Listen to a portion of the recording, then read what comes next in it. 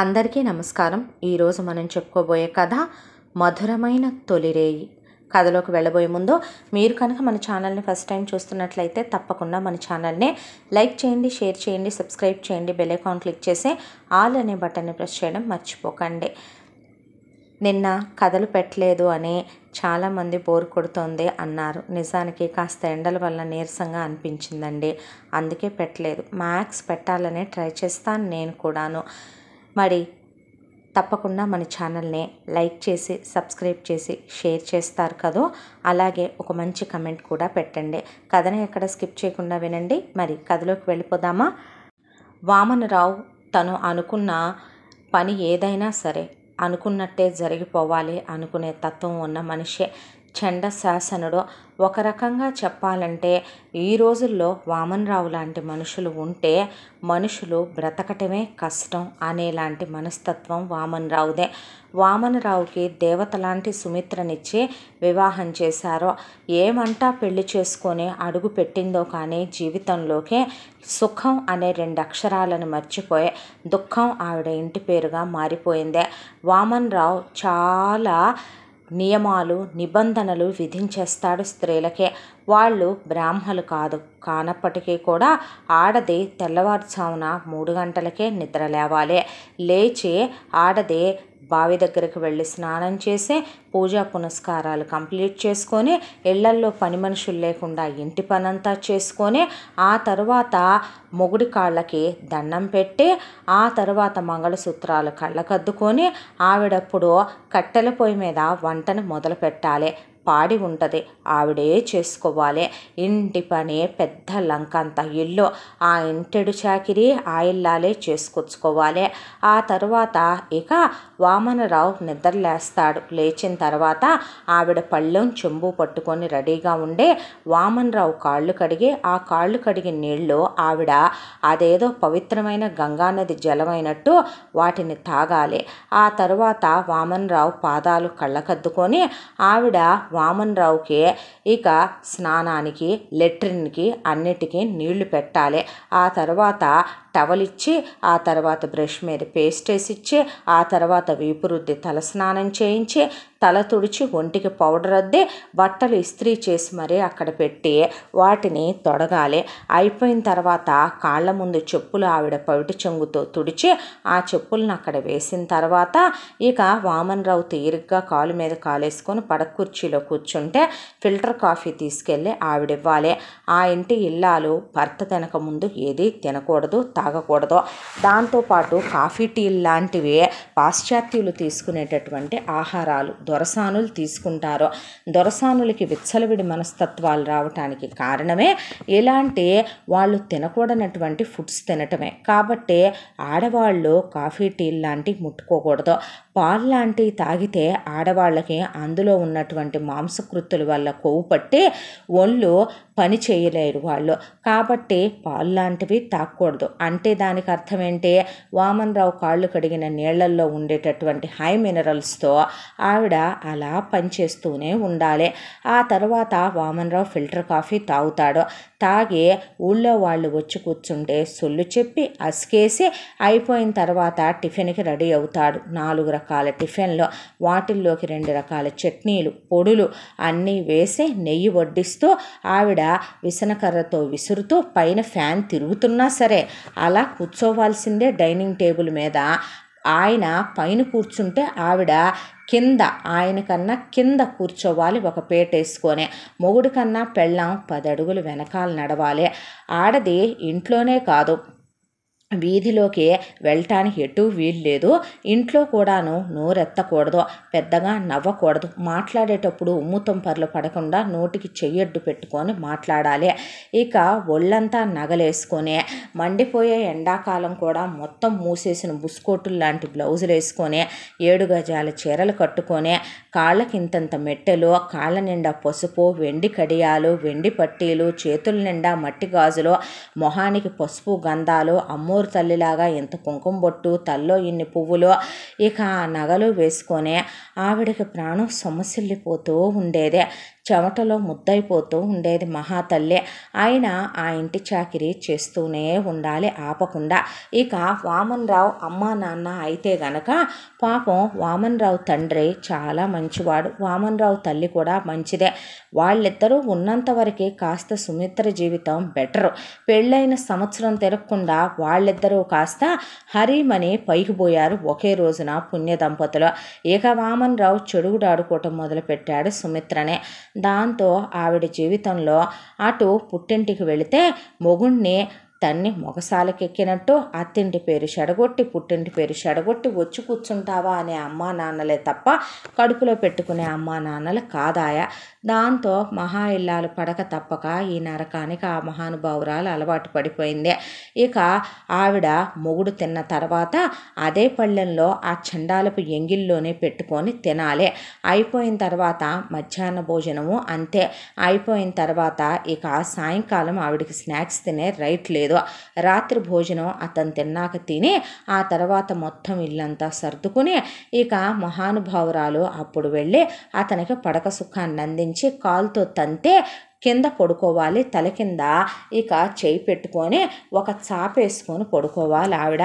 5 రోజులు బయట చేరిందా ఆవిడ్ని అంటరాని దానిలాగా, ఆవిడేదో మహాపాపం చేసిన దానిలాగా ఆవిడ్ని చూసి ఫూ అని ఉమ్మేసి నీ మొహం నాకు ఎదురు కానివద్దని పక్కకి తిప్పుకొని హరహరా శివశివ ఉషో అనుకుంటూ వెళ్ళిపోతాడు వామనరావు.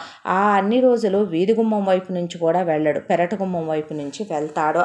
ఇక సుమిత్ర వీధి గుమ్మంలో రాకూడదు, బయట వాళ్ళతో మాట్లాడకూడదు, పక్కింటి వాళ్ళతో మాట్లాడకూడదు. ఊళ్ళో వాళ్ళందరికీ తెలిసి చీవీడు బతుకు చెడ అనుకోవటం తప్ప డైరెక్ట్గా మొహం మీదే నీ బతుకు చెడ అనలేరు. కాబట్టి వాళ్ళు ఏంటండి వామనరావు గారు ఈ రోజుల్లో కూడాను ఆడవాళ్ళు ప్రధానమంత్రులు రాష్ట్రపతులు అయి రాజ్యాలేలే రాకెట్టుల్లో చంద్రమండలానికి వెళ్ళొస్తున్నారు. అవునా, నీ పెళ్ళాన్ని నీ కూతుర్ని పంపించుకోరా అయితే? ఏ అంత నొప్పిగా ఉందా ఏంటి? నాకు బదులు నువ్వు చేస్తావా నా పెళ్ళాంతో కాపురం? ఓ పని చేయి, నువ్వు ఇట్రా, నేను మీ ఇంటికి వస్తానని అడుగుతాడు వామనరావు. వామనరావు చండాలపు నోటికి భయపడ్డా ఊళ్ళో వాళ్ళు ఎవడి కర్మకి వాడే బాధ్యుడురా దేవుడా అని వామనరావు జోలికి కూడా రారు.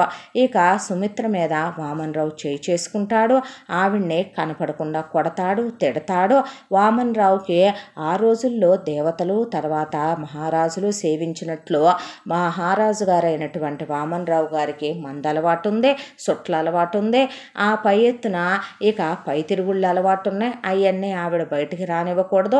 ఆవిడ మీద మనసు పుట్టినప్పుడు చెయ్యేస్తాడు, మనసు పుట్టినప్పుడు అది ఉండదు, అదే ఆవిడ కడుపులో పెట్టుకోవాలి. దాంతో పిల్లలు పుట్టడం చాలా ఆలస్యమైంది. ఈ ఇన్నాళ్లలో నువ్వు గొడ్రాలివని పొద్దున్న లేచిన దగ్గర నుంచి గొడ్డుబొద్దానా ఇట్రావే, గొడ్రాలా ఇట్రావే, బయటికి వెళ్ళేటప్పుడు నీ మొహం చూపించకే, వట్టిపోయిన గొడ్డు ఎందుకు, పాడదరిద్రం, నిన్ను వదిలేసి నేను ఇంకొకళ్ళని పెళ్లి చేసుకున్నా పోద్దే, ఈ పాటికి ఏ 16 ఏళ్ల పిల్లను చేసుకొచ్చినా అది నాకు నలుగురిని కనిచ్చేదే, శుభ్రంగా నా ఉంపుడు గత్తెకే తాళి కట్టొచ్చు, అది కాకపోతే వేరే కులపదని ఆలోచించాల్సి వస్తుందని ఆవిడని నానా నరకాలు పెట్టేవాడు. ఒక రకంగా అత్తలో ఆడపడుచులో మామలో అన్నారంటే అర్థం ఉంది. మొగుడే అన్నాడంటే ఏం చేస్తారు, కొట్టి తిట్టి పంచాయతీలు పెట్టి వీధికెక్కి విడాకులు తీసుకునే ఏ మీడియాలకు ఎక్కటానికి ఆవిడ ఈ జనరేషన్ అమ్మాయి కాదు. కాబట్టి భరిస్తూ ఆవిడ జీవితం నెట్టుకెళ్ళిపోయి ఆవిడ మొత్తానికి గర్భవతి అయింది. వరుసగా ముందు 3 కూతుళ్ళు పుట్టారు, ఆ తర్వాత 2 కొడుకులు పుట్టారు. ఇక 5 పిల్లలు పుట్టాక వామనరావు ఇంకా కనమనేటట్టే ఉన్నా ఆవిడ ఒంట్లో ఓపిక లేక ఆపరేషన్ చేయించేశారు ఆవిడ పుట్టింటి వాళ్ళు. అయితే ఆడపిల్లల్ని వామనరావు అదే పెంపకం. వాళ్ళు ఏమంటా పుట్టారో కానీ ఆ కొంపలో ఏ పాపం చేసుకుంటే పుట్టామో అన్నట్టుగా పిచ్చి తల్లులో పుట్టిన దగ్గర నుంచి వాళ్ళ బ్రతుకులు ఇక లంగాలు జాకెట్లు, ఆ తర్వాత వాళ్ళకు ఒక 7-8 ఏళ్ళు వచ్చిన దగ్గర నుంచి ఓణీలు, కర్మగాలి 11 ఏళ్లకో పిల్ల, 13 ఏళ్లకో పిల్ల, మళ్ళీ 11 ఏళ్లకో పిల్ల పుష్పవతులయ్యారు. అయిన వెంటనే వాళ్ళు కనీసం 3వసారి కూడా అవ్వకముందే పెళ్లి సంబంధాలు చూసేసి వాళ్ళకి ఎంతో కొంత ఇచ్చి అత్తారిళ్ళకి తోలేశాడు. ఇక అక్కడికి వెళ్ళిన తర్వాత వాళ్ళు అత్తలతో ఆడపడుచులతో తోడు కోడళ్లతో మొగుళ్ళతో నరకాలు పడుతూ ఉమ్మడి కుటుంబాల్లోకి ఇసిరేయటం వల్ల ఇక వాళ్ళ కర్మలు అక్కడ కాలిపోయి ఒక్కొక్కళ్ళు 10 మంది పిల్లల్ని 8 మంది పిల్లల్ని 15 మంది పిల్లల్ని కంటూ వాళ్ళ బతుకులు అలా తెల్లారిపోయినాయి. మొగుడు కొట్టినా అత్త తిట్టినా ఎవరేమన్నా వాళ్ళు వచ్చి పుట్టింట్లో చెప్పుకోకూడదు. ఎందుకంటే చెప్పుకున్నా వామనరావు అలాంటివి పట్టించుకోడు. ఆడదాని తలరాత అంతే పడాలి అని కూతుళ్ళని అలా వదిలేశాడు. ఇక పెద్ద కొడుకు విషయానికి వస్తే పెద్ద కొడుకు పేరు విహారీ. పెద్ద కొడుకు చాలా అందంగా ఉంటాడు, చిన్న కొడుకు ఇంకా అందంగా ఉంటాడు. ఇద్దరు తల్లి పోలికలే. అయితే పెద్దబ్బాయి చిన్నప్పటి నుంచి మగపిల్లలకు కూడా తండ్రి అంటే భయం ఉండాలి, క్రమశిక్షణతో పెంచాలి అనే దాంతో కొట్టి తిట్టి పెంచుతూ వచ్చాడు వామనరావు. అయితే ఒక వయసు వచ్చిన తర్వాత మనిషిలో ఉండే కోరికల్ని ఎవరదుపు చేయగలరో ఆయనకి పెద్ద రచయిత కావాలనే కోరిక. దాంతో మంచిగా ఆయన కథలు కవితలు అవి రాసేవాడు. అయితే ఆ విషయం ఏదో పెద్ద విశేషం అయిపోయినట్టు వామనరావు ఊళ్ళో వాళ్ళందరినీ పోగు చేసి పెద్ద కొడుకు ముఖాన ఉమ్మూసి పెద్ద కొడుకు ముఖాన పేడ నీళ్లు కొట్టి ఓ మొహం అంతా కూడా కుడితి నీళ్లు పోసి టమాటాలు కోడిగుడ్లు వేసి కొట్టి కొడుకుని బురదలో వేసి కాలుతో తొక్కేసి పెద్ద రచ్చరచ్చ చేసి నానా మాటలని బూతు మాటలని కొడుకుని ఇక గుండు గీయించి అవమానం చేయించి మళ్ళీ రాస్తావా మళ్ళీ వెళ్తావా వాటి జోలికి నువ్వనే చావ కొట్టేసేపాటికి ఆ అవమానం తీసుకోలేని పెద్ద కొడుకు పెరట్లో ఉన్న బావిలో దూకి ఆ రాత్రే కాలం చేసేశాడు. కొడుకు పోయాడనే బాధ కానీ ఒక్క కన్నీటి చుక్క కానీ వామనరావు కంటి కొలికిలో కూడా లేదు. సుమిత్ర కంటికి మింటికి కానకుండా ఏడ్చిందే. ఇక చిన్న కొడుకు దశరథరావు అయితే అన్న పోయాడు అనేసరికి స్థాణువైపోయాడు మనిషి. తండ్రి ఎంత నీచుడు దుర్మార్గుడు అయినా సరే ఎదురు చెప్పలేని ఒక పిరికితనం, నోరెత్తలేని ఒక పిరికితనం అలుముకున్నాయి ఆయనలో కూడా. ఎదురు చెప్తే ఇలాగే తన్ని ఏదో ఒకటి చేసి అన్నలాగే నెక్స్ట్ తను బావిలో దూకాల్సి వస్తుందా అనే సిచ్యువేషన్కి వచ్చే ఆవిడ నువ్వు మాత్రం పెద్దోడు చేసినట్టు చేసి నా కడుపు కోత పెట్టకయ్యా అని చిన్న కొడుకు కాళ్ళు పట్టుకొని ఏడిసింది. తీసుకెళ్ళి అంత్యక్రియలు చేసి వాడి కర్మ వాడి రాత అర్ధాయుష్ వెధవ అంతవరకు ఉంది, పోయాడు దరిద్రుడు అనేసి వదిలేశాడు వామనరావు. కనీసం పిండ ప్రదానాలు కూడా పెద్ద కొడుక్కి చేయలేదు. అదొక దండగ మారి ఖర్చు అన్నట్టు తేల్చేశాడు. ఆడపిల్లలు తమ్ముడు పోయిన రోజున వచ్చి కంటికి మెంటికి కానకుండా ఏడిసి ఇహ బదండి మీకు ఇక్కడ పెట్టేవాడెవడు లేర్లే అనే పాటికి పాపం దుఃఖంతోనే వెనుతిరిగి వెళ్ళిపోయారు వాళ్ళు. ఆ తర్వాత ఇక దశరథరావు విషయం. దశరథరావుకి అర్థమైపోయింది తన ఫ్యూచర్ ఏంటో. నాన్న ఎప్పుడు లేవమంటే అప్పుడు లేవాలి, దేంతో పళ్ళు తోమంటే దాంతో తోమాలి, ఇక ఎప్పుడు కాలకృత్యాలంటే అప్పుడే కాలకృత్యాలకు వెళ్ళాలి, అప్పుడే స్నానం చేయాలి, ఎక్కడ చదవమంటే అక్కడే చదవాలి, ఎవరితో మాట్లాడమంటే వాళ్ళతోనే మాట్లాడాలి, ఇక నోరు మూసుకొని పడుకోమంటే పడుకోవాలి, తినమంటే తినాలి, తాగమంటే తాగాలి. ఇలా ఆయన జీవితం బలిదానం అయిపోయింది తండ్రి చేతిలో. ఆ తర్వాత నువ్వు చదవాల్సిందే ఎంత అన్నాడు. ఆయన చెప్పినట్టుగానే పీజీ చదువుకున్నాడు. అయిపోయా గవర్నమెంట్ ఉద్యోగానికి రాయరా కుక్క అన్నాడు. అన్నందుకు గవర్నమెంట్ జాబ్నే ట్రై చేసి దేవుళ్ళ చుట్టూ గుళ్ళ చుట్టూ గోపురాల చుట్టూ తిరిగి మొత్తానికి ఫస్ట్ అటెంప్ట్లోనే గవర్నమెంట్ ఉద్యోగం సంపాదించాడు. దట్టు దిట్టంగా లంచాలు ఇచ్చే ఉద్యోగం దశరథరావు ఉద్యోగం. దానికి తోడు పెద్ద ఎత్తున జీతమే వస్తుంది ఆయనకే. దేవుడు నిజంగా కరుణించి తల్లి చేసిన పూజలు ఆయన చేసిన పూజలు ఫలించినయేమో అనుకున్నాడు. అయిపోగానే పెళ్లి చేసుకోవేంట్రా అంటే మీ ఇష్టం నాన్నగారు అంటం తప్ప వేరే ఆప్షన్ ఏముంది ఆయనకి. సరేనని వామనరావే సంబంధం వెతకటం మొదలుపెట్టాడు. ఎంత ఎవరి హిస్టరీలు తెలిసినా సరే ఆడపిల్ల విషయం దగ్గరకు వచ్చేపాటికి అబ్బాయి మంచోడైతే చాలనుకుంటారో వెనకాల ఎంత ఉంది అనుకుంటారు. వామనరావుకి 10 తరాలు తిన్నా తరగనంత స్థిరచరాస్తులు ఆస్తిపాస్తులు ఉన్నాయి. దానికి తోడు దశరథరావుకి చెడు అలవాట్లు లేవు, అందంగా ఉంటాడు, గవర్నమెంట్ ఉద్యోగం, పై డబ్బులు బోల్డ్నంత జీతం కాక నొక్కే ఉద్యోగం. దాంతోపాటు సుమిత్ర నోట్లో నాలుక లేని ఆడదే ఆడపడుచులకు పెళ్ళైపోయినా ఇక్కడ వచ్చి పడి తినేవాళ్ళు కాదు. ఉన్న దశరథరావు అన్నయ్య కాస్త పైలోకాలకు చేరుకున్నాడు. ఇంకేమనుకున్న వాళ్ళు పిల్లనిస్తామని బాగానే ముందుకొచ్చారు. వాళ్ళల్లో నుంచి వామనరావు సెలెక్ట్ చేశాడు సంబంధం. అమ్మాయి పేరు జానకి. అయితే వాళ్ళెంత కట్న కానుకలు ఇవ్వాలో తనే డిసైడ్ చేశాడు. అమ్మాయికి 7 వారాలు నగలు పెట్టాలి, దాంతోపాటు 25 ఎకరాలు పొలం ఇవ్వాలి, 25 లక్షల క్యాష్ క్యాష్ ఇవ్వాలి, ఒక ఇల్లు ఇవ్వాలి, ఒక ల్యాండ్ ఇవ్వాలి, ఇవన్నీ తనే చెప్పేసి 15 కిలోలు వెండి ఇవ్వాలి. ఇవన్నీ ఫిక్స్ చేసుకొచ్చి మాకు ఆడపడుచు లాంఛనాలు, అత్తగారు లాంఛనాలు, తొక్క తోటకూర మాకేం అక్కర్లేదు, కాకపోతే అబ్బాయికి కారు ఇవ్వాలి, దానికి తోడు అబ్బాయికి కావలసిన బంగారం అంతా చేయించాలి, మీ అమ్మాయి పురిటి ఖర్చులు మీరే భరించాలి, దాంతోపాటు లాంఛనాలకి ఏమీ తక్కువ కాకుండా చూసుకోవాలి, మామగారి లాంఛనాలు మాత్రం భారీగా పంపించాలి, ఒక 5 లక్షల రూపాయలు ఇస్తే నేనే చూసుకుంటానని చెప్పాడు. వాటి విషయం ఎంగేజ్మెంట్ పెళ్లి ఖర్చులు వాళ్ళయ్యానన్నాడు. వాళ్ళు ఆల్రెడీ గవర్నమెంట్ సంబంధం అన్నప్పుడే అల్లుడికి ఎంత ఇవ్వటానికన్నా రెడీగా ఉన్నోళ్లే కాబట్టి ఇక సరేనన్నారు. పెళ్లి చూపుల్లో దశరథరావు జానకిని, జానకి దశరథరావుని చూసుకోవటం తప్ప మాట్లాడటాలు, ఇక సైగలు చేసుకోవటాలు, పలకరించటాలు ఇలాంటివి ఏమీ ఉండవు. జానకి వాళ్ళు 4 ఆడపిల్లలే, వాళ్ళ అమ్మ నాన్నకే, 4వది జానకే. వాళ్ళ అక్కల్ని బావలో ఇష్టపడి ఒకళ్ళని జాతరలో చూసి, ఒకళ్ళని గుళ్ళో చూసి, ఒకళ్ళని పెళ్లిలో చూసి వాళ్ళ బావలు చేసుకుని ఆ రోజుల్లోనే వాళ్ళ బావలో అక్కలకి ఉత్తరాలు రాసి పంపి అక్కలకి చీరలని, గాజులని, గొలుసులని, నెక్లెస్లని గిఫ్ట్లు ఇచ్చారు. ఎంగేజ్మెంట్లు అయ్యాక దశరథరావు దగ్గర నుంచే ఈ రోజుల్లో పెళ్ళవుతున్న ఆవిడికి ఒక ఫోన్ కాల్ వచ్చుద్దామని ఎదురు చూసింది లేదు, ఒక ఉత్తరం వచ్చుద్దామని ఎదురు చూసింది లేదు, ఆయనే వస్తాడని ఎదురు చూసింది అదే లేదు. ఆవిడికి అసలు ఆయన తత్వం ఏంటో అర్థం కాలేదు. అదేంటి పెళ్లి చూపుల్లో ఒకళ్ళనొకళ్ళని చూసుకున్నాం, మాట్లాడినన్నా లేదే, ఇంటర్ వరకు చదువుకుంది ఆవిడ కూడా, జ్ఞానం తెలివితేటలు బాగానే ఉన్నాయి, అలాంటిది ఈయనేంటి మనిషి బాగున్నాడు, అంతా బాగుంది, ఎందుకలా? ఆ అబ్బాయికి వాళ్ళ నానంటే చాలా భయం అంట, తండ్రి చాటు కొడుకంట అని చెప్పింది వాళ్ళమ్మ. అంటే అందావిడ. ఆవిడ తేరుకునే లోపే పెళ్లి కూడా అయిపోయింది జానకి దశరథరావుకి. ఆ తర్వాత మొదటి రాత్రి ఏర్పాట్లు మా ఇంట్లోనే అన్నాడు వామనరావు. ఏర్పాట్లు మాత్రం వియ్యాల వారు చెయ్యాలి. ఆ తర్వాత ఏర్పాట్లు మొత్తం చేశాక ఇక మీరు దయచేయొచ్చు, మిగతా 2 రోజులకి మళ్ళొచ్చి మీరే ఏర్పాట్లు చేయండి, పక్కూరేగా మీది అని చెప్పాడు వాళ్ళకి. మొదటి రాత్రి గదిలోకి పంపించారు జానకినే. వెళ్ళగానే దశరథరావు గబాల్న తలుపులేసి ఆవిడ చేయి పట్టుకొని తీసుకొచ్చి కూర్చోబెట్టి ఏంటండి మీరు పెళ్లి చూపుల్లో నాతో ఏమీ మాట్లాడలేదు, నిశ్చితార్థం రోజు మాట్లాడాల, నిశ్చితార్థం నుంచి పెళ్లి వరకు ఉన్నప్పుడు ఒక్కసారి రాలేదు, మాట్లాడలేదు అని ఆవిడంటే ఇష్యూ అని ఆవిడని మాట్లాడొద్దు అని చెప్పాడు. చెప్పిన తర్వాత మా నాన్నగారు ఇలా ఇలా ఇలా అని మొత్తం వచ్చేపాటికి ఆవిడకి నోట్లో నుంచి మాట రాలేదు. జాగ్రత్త జానకి ఆయనతో అని చెప్పాడు. చెప్పిన తర్వాత భర్తదే అమాయకత్వం అనుకోవాలా, చేతగానితనం అనుకోవాలా, లేకపోతే ఆడంగితనం అనుకోవాలా? ఆవిడకి మండిపోయింది ఒళ్ళో.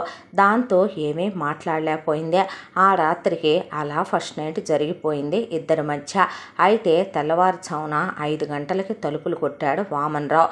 కొడితే దశరథరావుని పిలిస్తే తలుపు తీస్తే ముందు వెళ్ళి బావి దగ్గర స్నానం చేసి రారా అంటే ఏంటి ఎక్కడైనా ఇంటి కోడల్ని లేపుతారో, ఇంటి కొడుకుని లేపుకెళ్ళాడు ఏంటా మామ అని చెప్పి ఆవిడ నిద్ర లేచి బట్టలు కట్టుకొని లేచేపాటికి అత్తగారు రామ్మ స్నానం చేద్దు కానీ వేడి నీళ్లు కాచాను అని కోడల్ని తీసుకెళ్ళి స్నానం చేయించాక దేవుడి దగ్గర దీపం పెట్టిస్తే అత్త కోడళ్ళు ఇద్దరు అలా వంటగదిలో తలుపు పక్కన నుంచున్నారు. మామ ఏం మాట్లాడుతున్నాడా కొడుకుతో అని. అయితే నీ పెళ్ళాం రాత్రి చెయ్యనిచ్చిందా నిన్ను?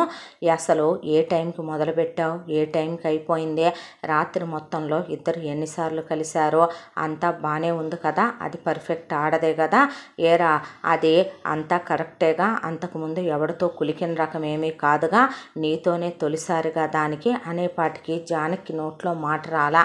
సుమిత్ర కళ్ళల్లో నీళ్లు కారిపోతున్నాయి. మాట్లాడాలంటే అసలు అత్తగారిని ఏమని అడుగుద్ది, మాట కూడా సమాధానం రాలా. అన్నిటికీ దశరథరావు అంతా బాగానే ఉంది నాన్నగారు, అంతా కరెక్ట్గానే ఉంది. అవును ముందు నువ్వు దాని మీద చెయ్యేసావా, అది నిన్ను కావాలనుకుందా? నువ్వు చెయ్యంగానే అది అబ్బా ఆగండి వెనక్కి పదండి అని సిగ్గుపడిందా, లేదంటే రా రా రా అని నిన్ను మీదకు లాక్కుందా అని అడుగుతుంటే ఆవిడకి కూడా తెలియకుండా కళ్ళల్లో నీళ్లు తిరిగిపోయినాయి జానకి. దశరథరావుకి ఎందుకు నాన్నగారు అవన్నీ అయిపోయినాయిగా అంటే చెంప చెల్లుమని కొట్టి కొడుకుని ఇక అడిగిన దానికి సమాధానం చెప్పు, ఎక్స్ట్రాలు చేయకు అని పడగదిలో జరిగిందంతా పాపం ఆయన తారుమారు చేసి ఎలాగోలాగా చెప్పలేక చెప్పి ఆయనకి ఆత్మహత్య చేసుకుందాం అనిపించింది. ఏ తండ్రి అయినా కొడుకుని అంత అసహ్యంగా pin to pin, point to point అసలు అడుగుతాడా? అడిగినా ఏ కొడుకైనా చెప్పగలుగుతాడా? భార్యాభర్తలన్నాక సిగ్గు బిడియం ఎన్నో ఉంటాయి. లోపలికి వెళ్ళాక వాళ్ళు కింద మీద పడతారో అసలు అవన్నీ అతను అడిగి చెప్పించుకొని శ్రవణానందం పొందటం ఏంటి? అసహ్యంగా అనిపించింది ఆయనకు కూడా. ఆ తర్వాత లోపలికి వచ్చిన కొడుకుని లాగి దవడ పగలగొట్టింది సుమిత్ర. ఏంటమ్మా నన్ను కొడతావు, పనికి మాలిన వెధవ, థూ అని ఆవిడ అవతలకి వెళ్ళిపోతే, ఏంటండి ఇది అసలు అంది జానకి. అనేసరికి నా బ్రతికింతే జానకి, నేను అసమర్థుణ్ణి, నన్ను క్షమించు అనేసి అక్కడి నుంచి వెళ్ళిపోయాడు దశరథరావు. ఆ తర్వాత వాళ్ళ శరీరాలు కలవటం మొదలుపెట్టినాయి. వాళ్ళ మనసులు మాత్రం నిజం చెప్పాలంటే ఆయనకి ఇబ్బందిగానే ఉంది, ఆవిడకి నరకంగా ఉంది. ప్రతిరోజు పొద్దున్నే లేవటం ఇదొక తంతు అయిపోయింది. మామకు మొగుడెళ్ళి పడగదిలో ఏం జరిగిందో చెప్పటం. ఇక జానకినైతే గనక సుమిత్రను ఎలా ట్రీట్ చేశాడో వామనరావు అలాగే ట్రీట్ చేయటం మొదలుపెట్టాడు. 16 రోజుల పండుగ అయిన దగ్గర నుంచి 3ంటికి ఆవిడతో పాటు కోడలు నిద్రలేసి చన్నీళ్ళ స్నానాలు చేసి పూజలు వ్రతాలు నోములు ఇవన్నీ చేసుకుంటూ కూర్చునే. దానికి తోడు ఇక అత్తగారితో పాటు వంటగదిలో ఉండే మామగారికి పద్దాక కావాలని కోడల్ని పిలిచే ఆ అమ్మాయి కూడా భార్యలాగే రెడీ అవ్వాలని చెప్పి వీధి గుమ్మంలోకి వెళ్ళకూడదని, ఎవరితో మాట్లాడకూడదని, ఒక రోజున కోడలు ఏదో పుస్తకం చదువుతుందని న్యూస్ పేపర్లో పెట్టి తిట్టినట్టు పనికి మాలిన పోరంబోకల విచ్చలవిడి బజారు ఆడదాని పేరు జానకి. దాన్ని దశరథరావు అనే ఒకడికి పెళ్లి చేసి ఉత్తముడైన వామనరావు తీసుకొస్తే అది నట్టింట్లోకి ఇక పుస్తకాలు పేపర్లు వీక్లీలు మ్యాగజైన్లు తెప్పించి చదువుతుంది. ఇలాంటి ఆడవాటిని వేశ్యలు పతితలు కులతల కన్నా హీనమైనవి అంటారు అనేపాటికి ఆవిడ చేతిలో పుస్తకం జారిపోయింది. ఆ తర్వాత ఒక రోజున ఆవిడేదో కర్మకాలి పుట్టింటి వాళ్ళు పెట్టారని చీరేదో వర్క్ శారీ కట్టుకుంది. చీరలన్నీ కుప్పపోసి తగలబెట్టేశాడు.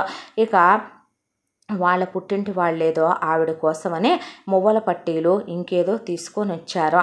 దాంతో వాటన్నింటినీ తగలెట్టేసుకొచ్చాడు. ఈ మామ అదుపాజ్ఞల్లో మడి ఇంతగానా ఉండటం.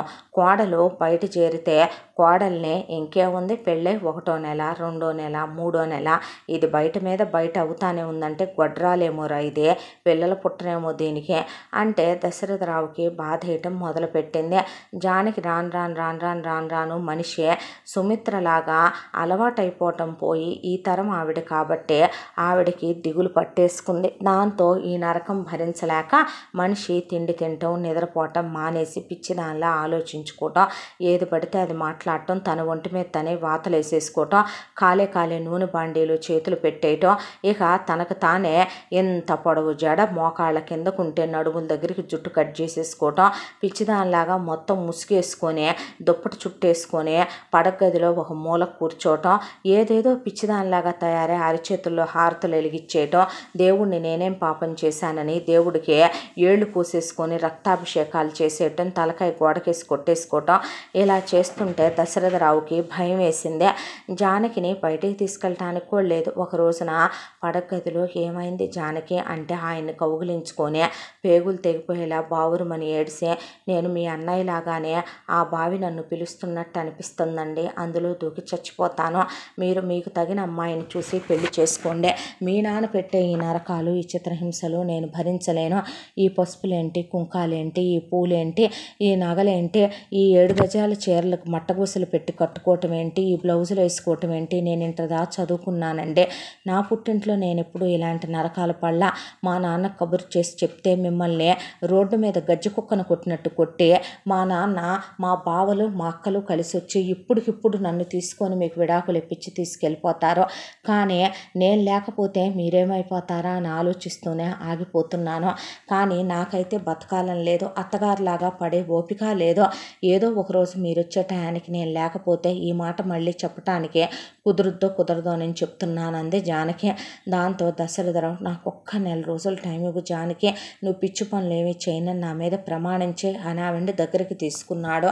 ఆ తరువాత పై అధికారుల కాళ్ళే పట్టుకున్నాడా, శతవిధాలా వాళ్ళని బ్రతిమిలాడా, తండ్రి గురించే వాళ్ళకి చెప్పుకున్నాడా, నానా తంటాలు నానా తిప్పలే పడ్డాడా, ట్రాన్స్ఫర్ తెచ్చుకున్నాడు, మొత్తానికి ప్రమోషన్ క్యాన్సిల్ అవుద్దయ్యా అన్న మీకు దండం అండి, నా పెళ్ళామే పోయేలాగుంది సార్ అని చెప్పి మొత్తానికి ట్రాన్స్ఫర్ తెచ్చుకొని ఎలాగోలాగా సిటీలో ట్రాన్స్ఫర్ వచ్చింది నాన్న అంటే నీ పెళ్ళాన్ని ఇక్కడ నుంచి పో అయితే నువ్వు అన్నాడు. అంటే నాకు వండి పెట్టడానికి ఇబ్బంది అవుద్ది కదా నాన్న అంతేనంటావా?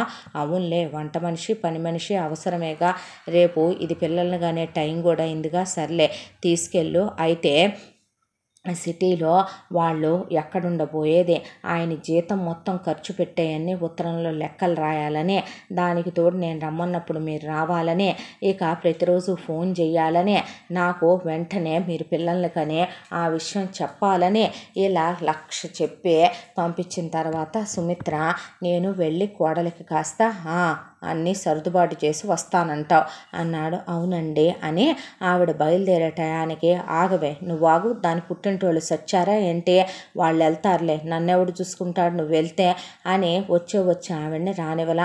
తల్లిని తీసుకొచ్చి కనీసం మహానుభావురాలు వీధి గుమ్మమే చూశారు కదా, సిటీ చూపించి పంపుతామనుకున్నాడు దశరథరావు. ఆయన కళ్ళైపోయింది. జానకిని తీసుకొని వెళ్ళి సిటీలో కాపురం పెట్టుకున్నాడు. పెట్టుకున్న తర్వాత దశరథరావుకి అప్పటి వరకు లంచాలు తీసుకోవాల్సిన అవసరం వస్తుందని ఆయన అనుకోలే. కానీ ఇక్కడికి వచ్చిన తర్వాత ఆయన తీసుకోకపోతే కుదరదని, ఆయన తీసుకోకపోయినా ఇప్పుడు ఆయనకు ఉత్తముడని పెట్టే కిరీటం సంగతి దేవుడు ఎరిగి ముందు తీసుకోవటం మొదలుపెట్టాడు. అవి పెట్టి ఒక స్థలం కొనుక్కొని ఇల్లు కట్టుకొని ఆ ఇల్లు ఆఫీసర్ గారిదని ఫ్రీగా ఇచ్చారని వామనరావుకు అబద్ధం చెప్పాడు. ఆ తర్వాత మామగారు ఇచ్చిన కారు ఉంది కాబట్టి కారు అవసరం రాలా. ఇక జీతం మాత్రం వామనరావుకి ప్రతి నెల లెక్క చెప్పాలి, కట్టెలకి ఎంత. అలాగే పని మనిషిని పెట్టుకోకూడదన్న 4 పని మనుషుల్ని పెట్టాడు ఇంట్లో. వామనరావు రాడు దశరథరావు ఇంటికి, కాబట్టి పనుల విషయాలు బయటికి రావు. ఇక ఆయన ఇంట్లో బియ్యానికింత, సరుకులకింత, పప్పు ఉప్పులకింత, కూరగాయలకింత, మిగతా డబ్బులు ఏం చేస్తున్నావు నా పంపించేసే అంటే ఆ మిగతా డబ్బుల వరకు మనీ ఆర్డర్ చేసి ఊరుకునేవాడు. పెళ్ళాన్ని తీసుకొని సినిమాకి, షికార్లకి, ట్రిప్పులకి, గుళ్ళకి, గోపురాలకి ఆయన మాత్రం హ్యాపీగా ఆయన లైఫ్. సాయంత్రం 6ంటికి ఆఫీసు నుంచి రాగానే తలుపులు వేసుకుంటే తెల్లారి 6ంటిదా తలుపులు కూడా తీసేవాళ్ళు కాదు. వెంటనే పిల్లల్ని కనకూడదు, జానకి మానసిక పరిస్థితి బాగాలేదని డాక్టర్లు చెప్పారని ప్రికాషన్ ఫాలో అవుతూ ఆయన ఒక 2-3 ఏళ్ళు పిల్లల్ని కల్లా. ఏరా మగతనం నీలో లేదా, ఆడతనం దానిలో లేదా అని చండాలంగా ఉత్తరాలు రాసి ఫోనులో బూతులు తిడతాం మొదలుపెట్టాడు వామనరావు. దాంతో నేను కంటానండి అంది జానకి.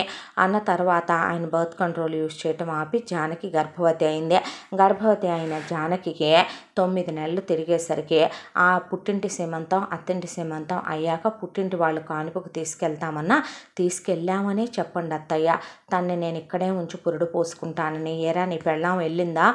వెళ్ళిపోయింది నాన్నగారు అని అబద్ధాలు చెప్పి సిటీలో ఆయనే పెద్ద హాస్పిటల్లో పురుడు పోసుకొని పెళ్ళాన్ని ఇంటికి తెచ్చుకున్నాడు.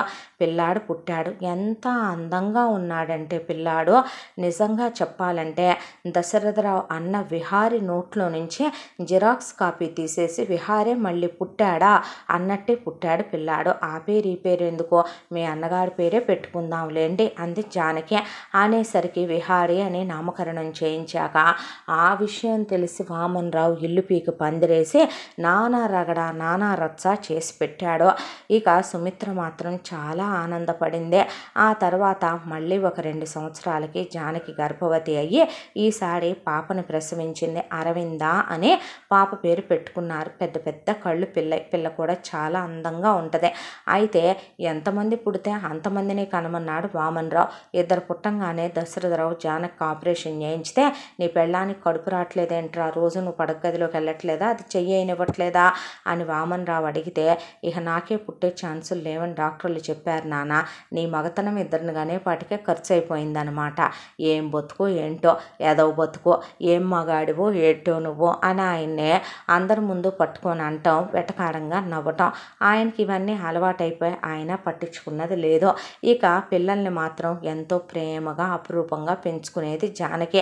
దశరథరావుకి పిల్లలంటే పంచ ప్రాణాలు.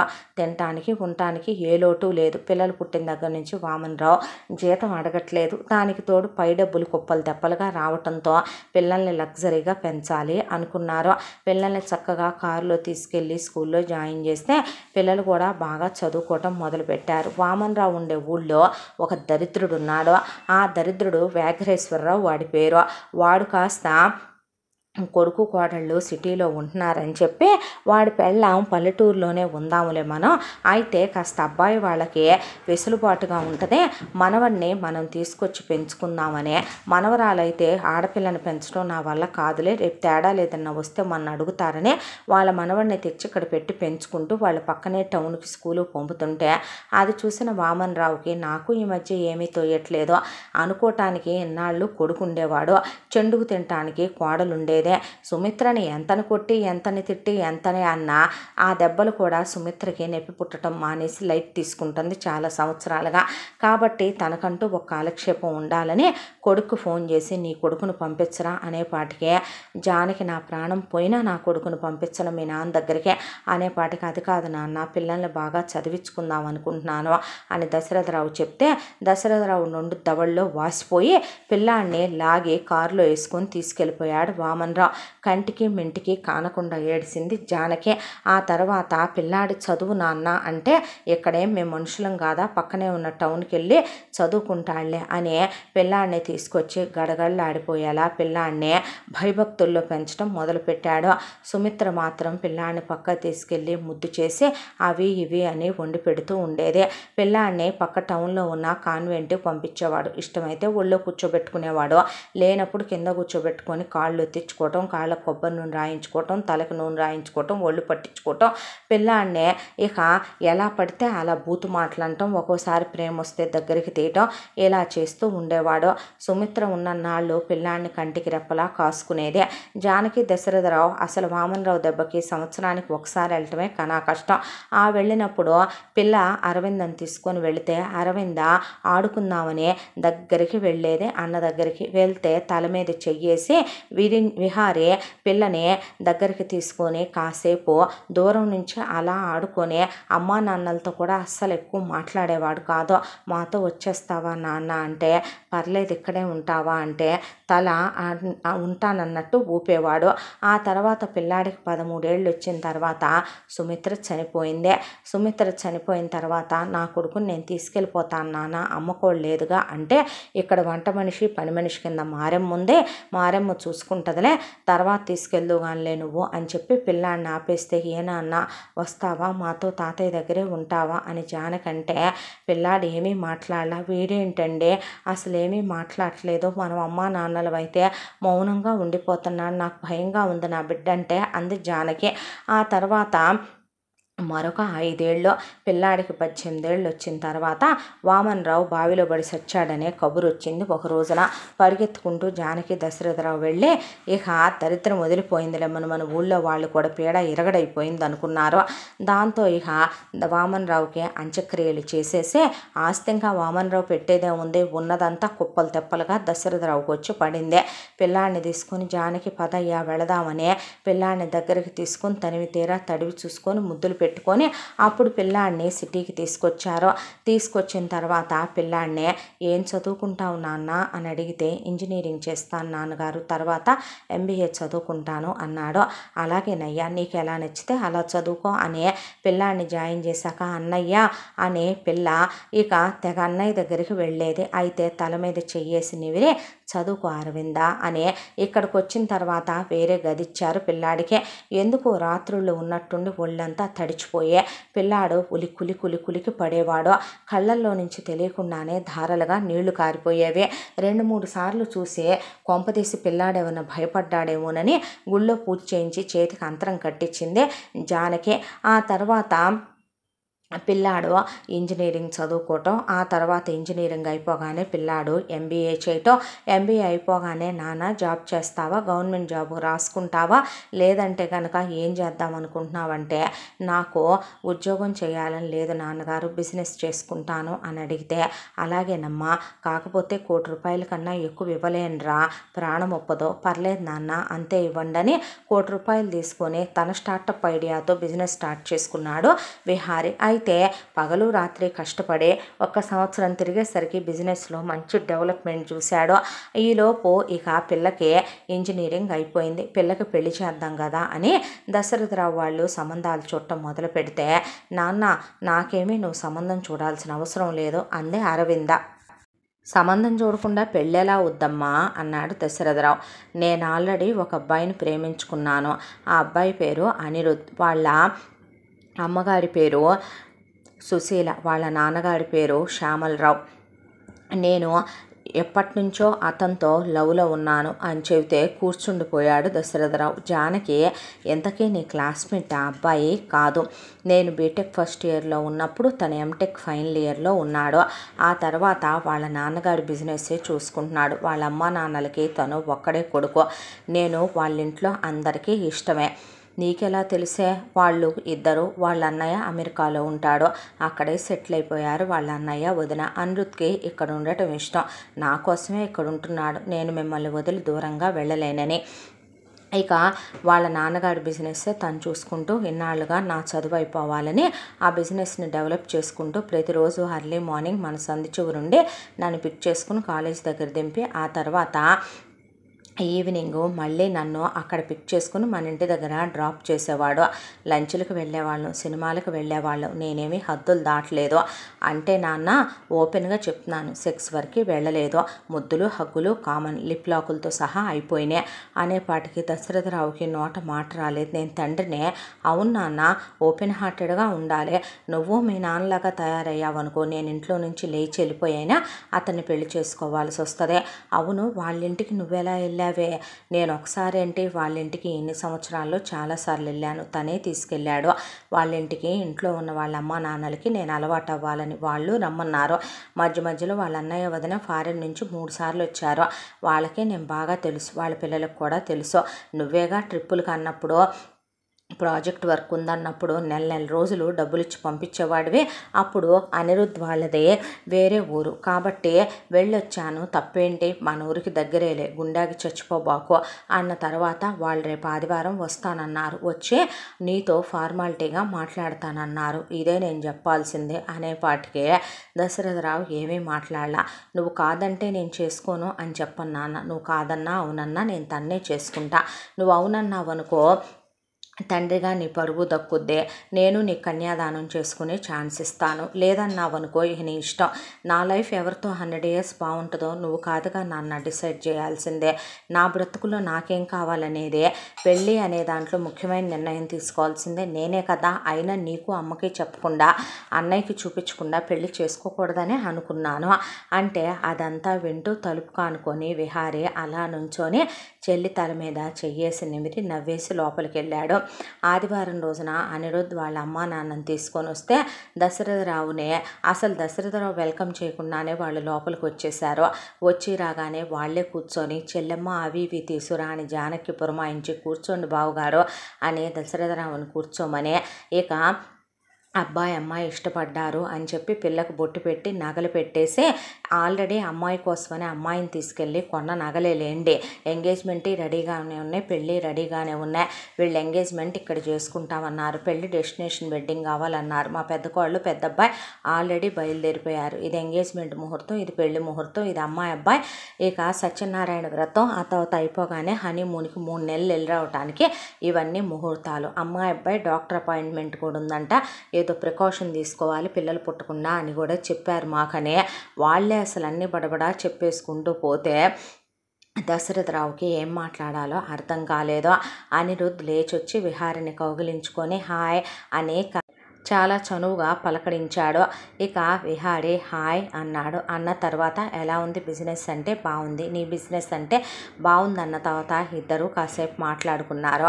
కుర్రాడు జమ్ములా ఉన్నాడు బావగారు, పెళ్లి చేయరా అబ్బాయికి అని అడిగేశాడు శ్యామలరావు. అదేనండి, అమ్మాయి పెళ్ళయ్యాక అయ్యో మీరు చూడలేకపోతే మేము చూసేస్తాంలేండి ఓ సంబంధం, బంగారంలా ఉన్నాడు పిల్లాడు, నాకు కూతురుంటే కనుక బయటికి పోనిద్దురా అనేశాడు ఆయన. ఆ తర్వాత అరవింద్కి అనిరుద్కే టకటకటక ఎంగేజ్మెంట్ చాలా గ్రాండ్గా అయిపోయి ప్రీ వెడ్డింగ్ షూట్లు. ఆ తర్వాత వెంటనే వాళ్ళు అనుకున్న ప్రకారమే మెహందీలు, హల్దీలు, సంగీతులు, ధూమ్ధామ్ అంట బ్యాంగిల్ ఫంక్షన్స్ దగ్గర నుంచి అన్నీ వాళ్ళే జరిపించి ఆ తర్వాత ఇక మంగళ స్నానాలు, పెళ్ళి అవ్వంగానే సత్యనారాయణ వ్రతం, రిసెప్షన్, హనీమూన్కి ఎగిరిపోవటం కూడా అయిపోయింది. అమెరికా నుంచి వచ్చిన పెద్ద కొడుకు వాళ్ళు తిరిగి అమెరికా కూడా వెళ్ళిపోయారు. 3 నెలల తర్వాత అరవింద అనిరుద్ధ్ హనీమూన్ నుంచి తిరిగి వచ్చిన తర్వాత అనిరుద్ధ్ వాళ్ళ నాన్న ఉండేది వేరే ఊళ్ళో. ఆయన అక్కడ ఆల్రెడీ ఓ బిజినెస్ చూసుకుంటుంటే దాని ఫ్రాంచైజ్ ఇక్కడ అనిరుద్ధ్ చూసుకుంటాడు. అయితే కూతురు ఉండేది ఇదే ఊళ్ళో.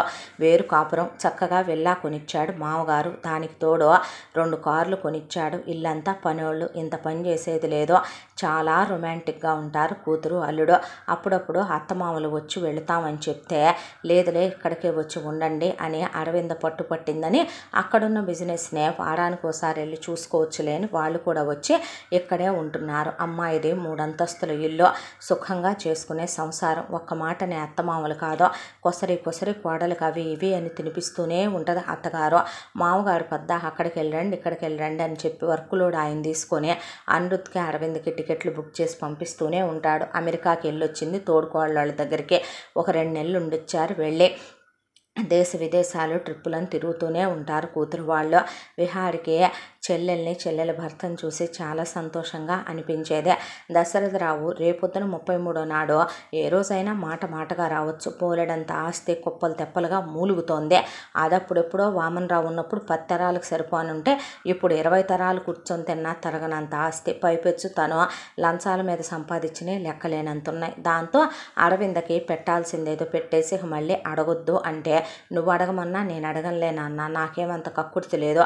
పుట్టింటి మీద పడి తినాలి, అన్నయ్యకి లేకుండా మొత్తం ఎత్తుకెళ్ళాలనుకునే చెల్లెల్ని కాదులే కానీ నేను ఇంకా తట్టుకో నువ్వు అనేసింది అరవింద. ఆ తర్వాత ఇంకా విహారికి పెళ్లి చేయరా మావయ్య అని అడిగాడు అనిరుద్ధ్. విహారి కన్నా కూడా అనిరుద్ధ్ పెద్దోడు కాబట్టి చూడాలి బాబు సంబంధాలు. ఎవరినైనా ఇష్టపడ్డాడేమో అడుగుదామని అంటే అడిగేస్తే పోలా విహారి, ఎవరినైనా ఇష్టపడ్డావా అన్నాడు అనిరుద్ధ్. లేదు బావా అంటే అయితే ఇంకే ఒక మంచి సంబంధం చూస్తే పోలే అన్న తర్వాత సరే చూద్దాం, మీ నాన్నగారు ఆ రోజు అన్నారు కదా ఆయనే ఒక మంచి సంబంధం చూస్తానని, అయితే డాడీకి చెప్దాం చూడమని అనేసరికి ఆ శ్యామలరావు గారే విహారీ అందచందాలు, చదువు, సంస్కారం, బిజినెస్, వీళ్ళ ఆస్తిపాస్తులు, వీళ్ళ ఫ్యామిలీ బ్యాక్గ్రౌండ్ ఆయనకి తెలుసు కాబట్టి ఆయనే సంబంధాలు వెతకటం మొదలుపెట్టాడు. వెతగ్గా ఆయన చాలా సంబంధాలు చూసి అందులో నుంచి ఇక ఒక సంబంధం దగ్గరకు వచ్చి వెనక ముందు ఆడుతుంటే దశరథరావు ఏమైంది బావగారు అని అడిగితే అమ్మాయి పేరు అపూర్వ, అమ్మాయికి ఒక అన్నయ్య, పెళ్ళైపోయింది, వదిన, అబ్బాయికి పిల్లలు. అయితే అమ్మాయి బీటెక్ వరకు చదువుకుంది, ఉద్యోగం చేస్తుంది. పిల్ల క్యారెక్టర్ నిప్పు, ప్రేమ వ్యవహారాలు అలాంటివి ఏవీ కూడా లేవు. వాళ్ళమ్మ నాన్న ఏదో పిల్లకి పెళ్లి చేసి తోలేద్దాం అన్నట్టు లేరు.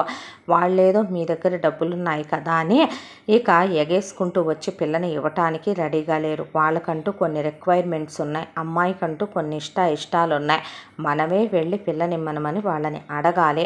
వాళ్ళేమి పిల్లకి పెళ్లి చేద్దామని తొందరపడిపోయి ఊడి మీద పడి సంబంధాలు వెతుక్కోవట్లేదు. ఇదే అమ్మాయి ఫోటో అని చెప్పాడు అరవింద మామగారు. పిల్ల బంగారు బొమ్మలా ఉండే తెగ నచ్చేసింది జానకి దశరథరావుకి.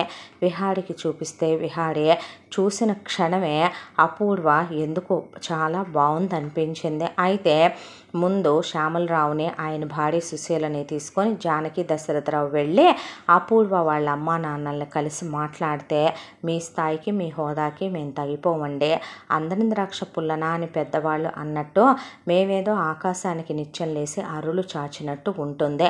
మీ స్థాయికి మీరు ఆశించినంత కట్న కానుకలు మేము ఇచ్చేవాళ్ళం కాదు అంటే మాకేమీ వద్దండి అని దశరథరావు అంటే మీరు అనేది అంటే మాకేమీ కట్న కానుకలు అక్కర్లేదండి, పిల్లనిస్తే చాలు, మా అబ్బాయికి నచ్చిందే, మీ అమ్మాయి, మీ కుటుంబం, మీ విలువలు, మీ పెంపకం, మీ పెద్దరికం, మీరు మీ సంస్కారం, విలువలు, మీ కులగోత్రాలు మాకు చాలా నచ్చాయి అని అడిగాక మా ఇష్టం మాత్రమే కాదు అమ్మాయి ఇష్టం కూడా ఉంటుంది కదా ఇక్కడ అన్నాక అయితే అబ్బాయిని తీసుకొని వస్తామని విహారిని తీసుకుని ఇక అరవింద రావాల్సి ఉంది. కరెక్ట్గా అదే టైంకి అరవిందకి అనిరుద్ధ్ తరఫున ఫ్రెండ్ది మ్యారేజ్ ఉండటం వల్ల అటు వెళ్ళాల్సి వచ్చింది. దాంతో ఇక అమ్మాయి రాలేదండి, ఇలా అల్లుడు గారి ఫ్రెండ్ పెళ్ళుంటే వెళ్ళింది అని చెప్పి విహారిని తీసుకొస్తే ఇద్దరు మాట్లాడుకుంటారని అపూర్వని విహారిని గదిలోకి పంపిస్తే అపూర్వ విహారితో ఫలానా చోట చదువుకున్నానని, జాబ్ చేస్తున్నానని చెప్పుకొచ్చింది.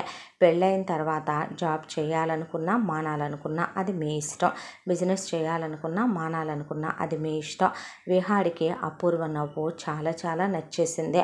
అపూర్వ ఇంకా ఇంకా నచ్చింది. అపూర్వ కూడా విహారి ఏమన్నా చాలా ప్రశాంతంగా, పొలైట్గా, పీస్ఫుల్గా సమాధానం చెప్పడం ఇంకా ఇంకా నచ్చింది. కొన్నాళ్ళు ట్రావెల్ చేద్దాం, తర్వాత ఏ డెసిషనో పేరెంట్స్కి చెప్తాం, ఫ్రెండ్లీగానేనండి అని చెప్పింది.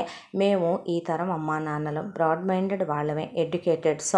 మా అబ్బాయిది మా కోడలిది కూడా లవ్ మ్యారేజే, కాకపోతే మా అమ్మాయి ఎవరిని ఇష్టపడలేదులేండి అని చెప్పారు వాళ్ళు. ఆ తర్వాత 3 నెలల జర్నీ. ఆ 3 నెలల్లో అపూర్వని వచ్చి అరవింద్ కూడా కలిసిందే. చాలాసార్లు విహారీ ఇంటికి కూడా తీసుకెళ్ళాడు. జానకి, దశరథరావు చాలా నచ్చారు.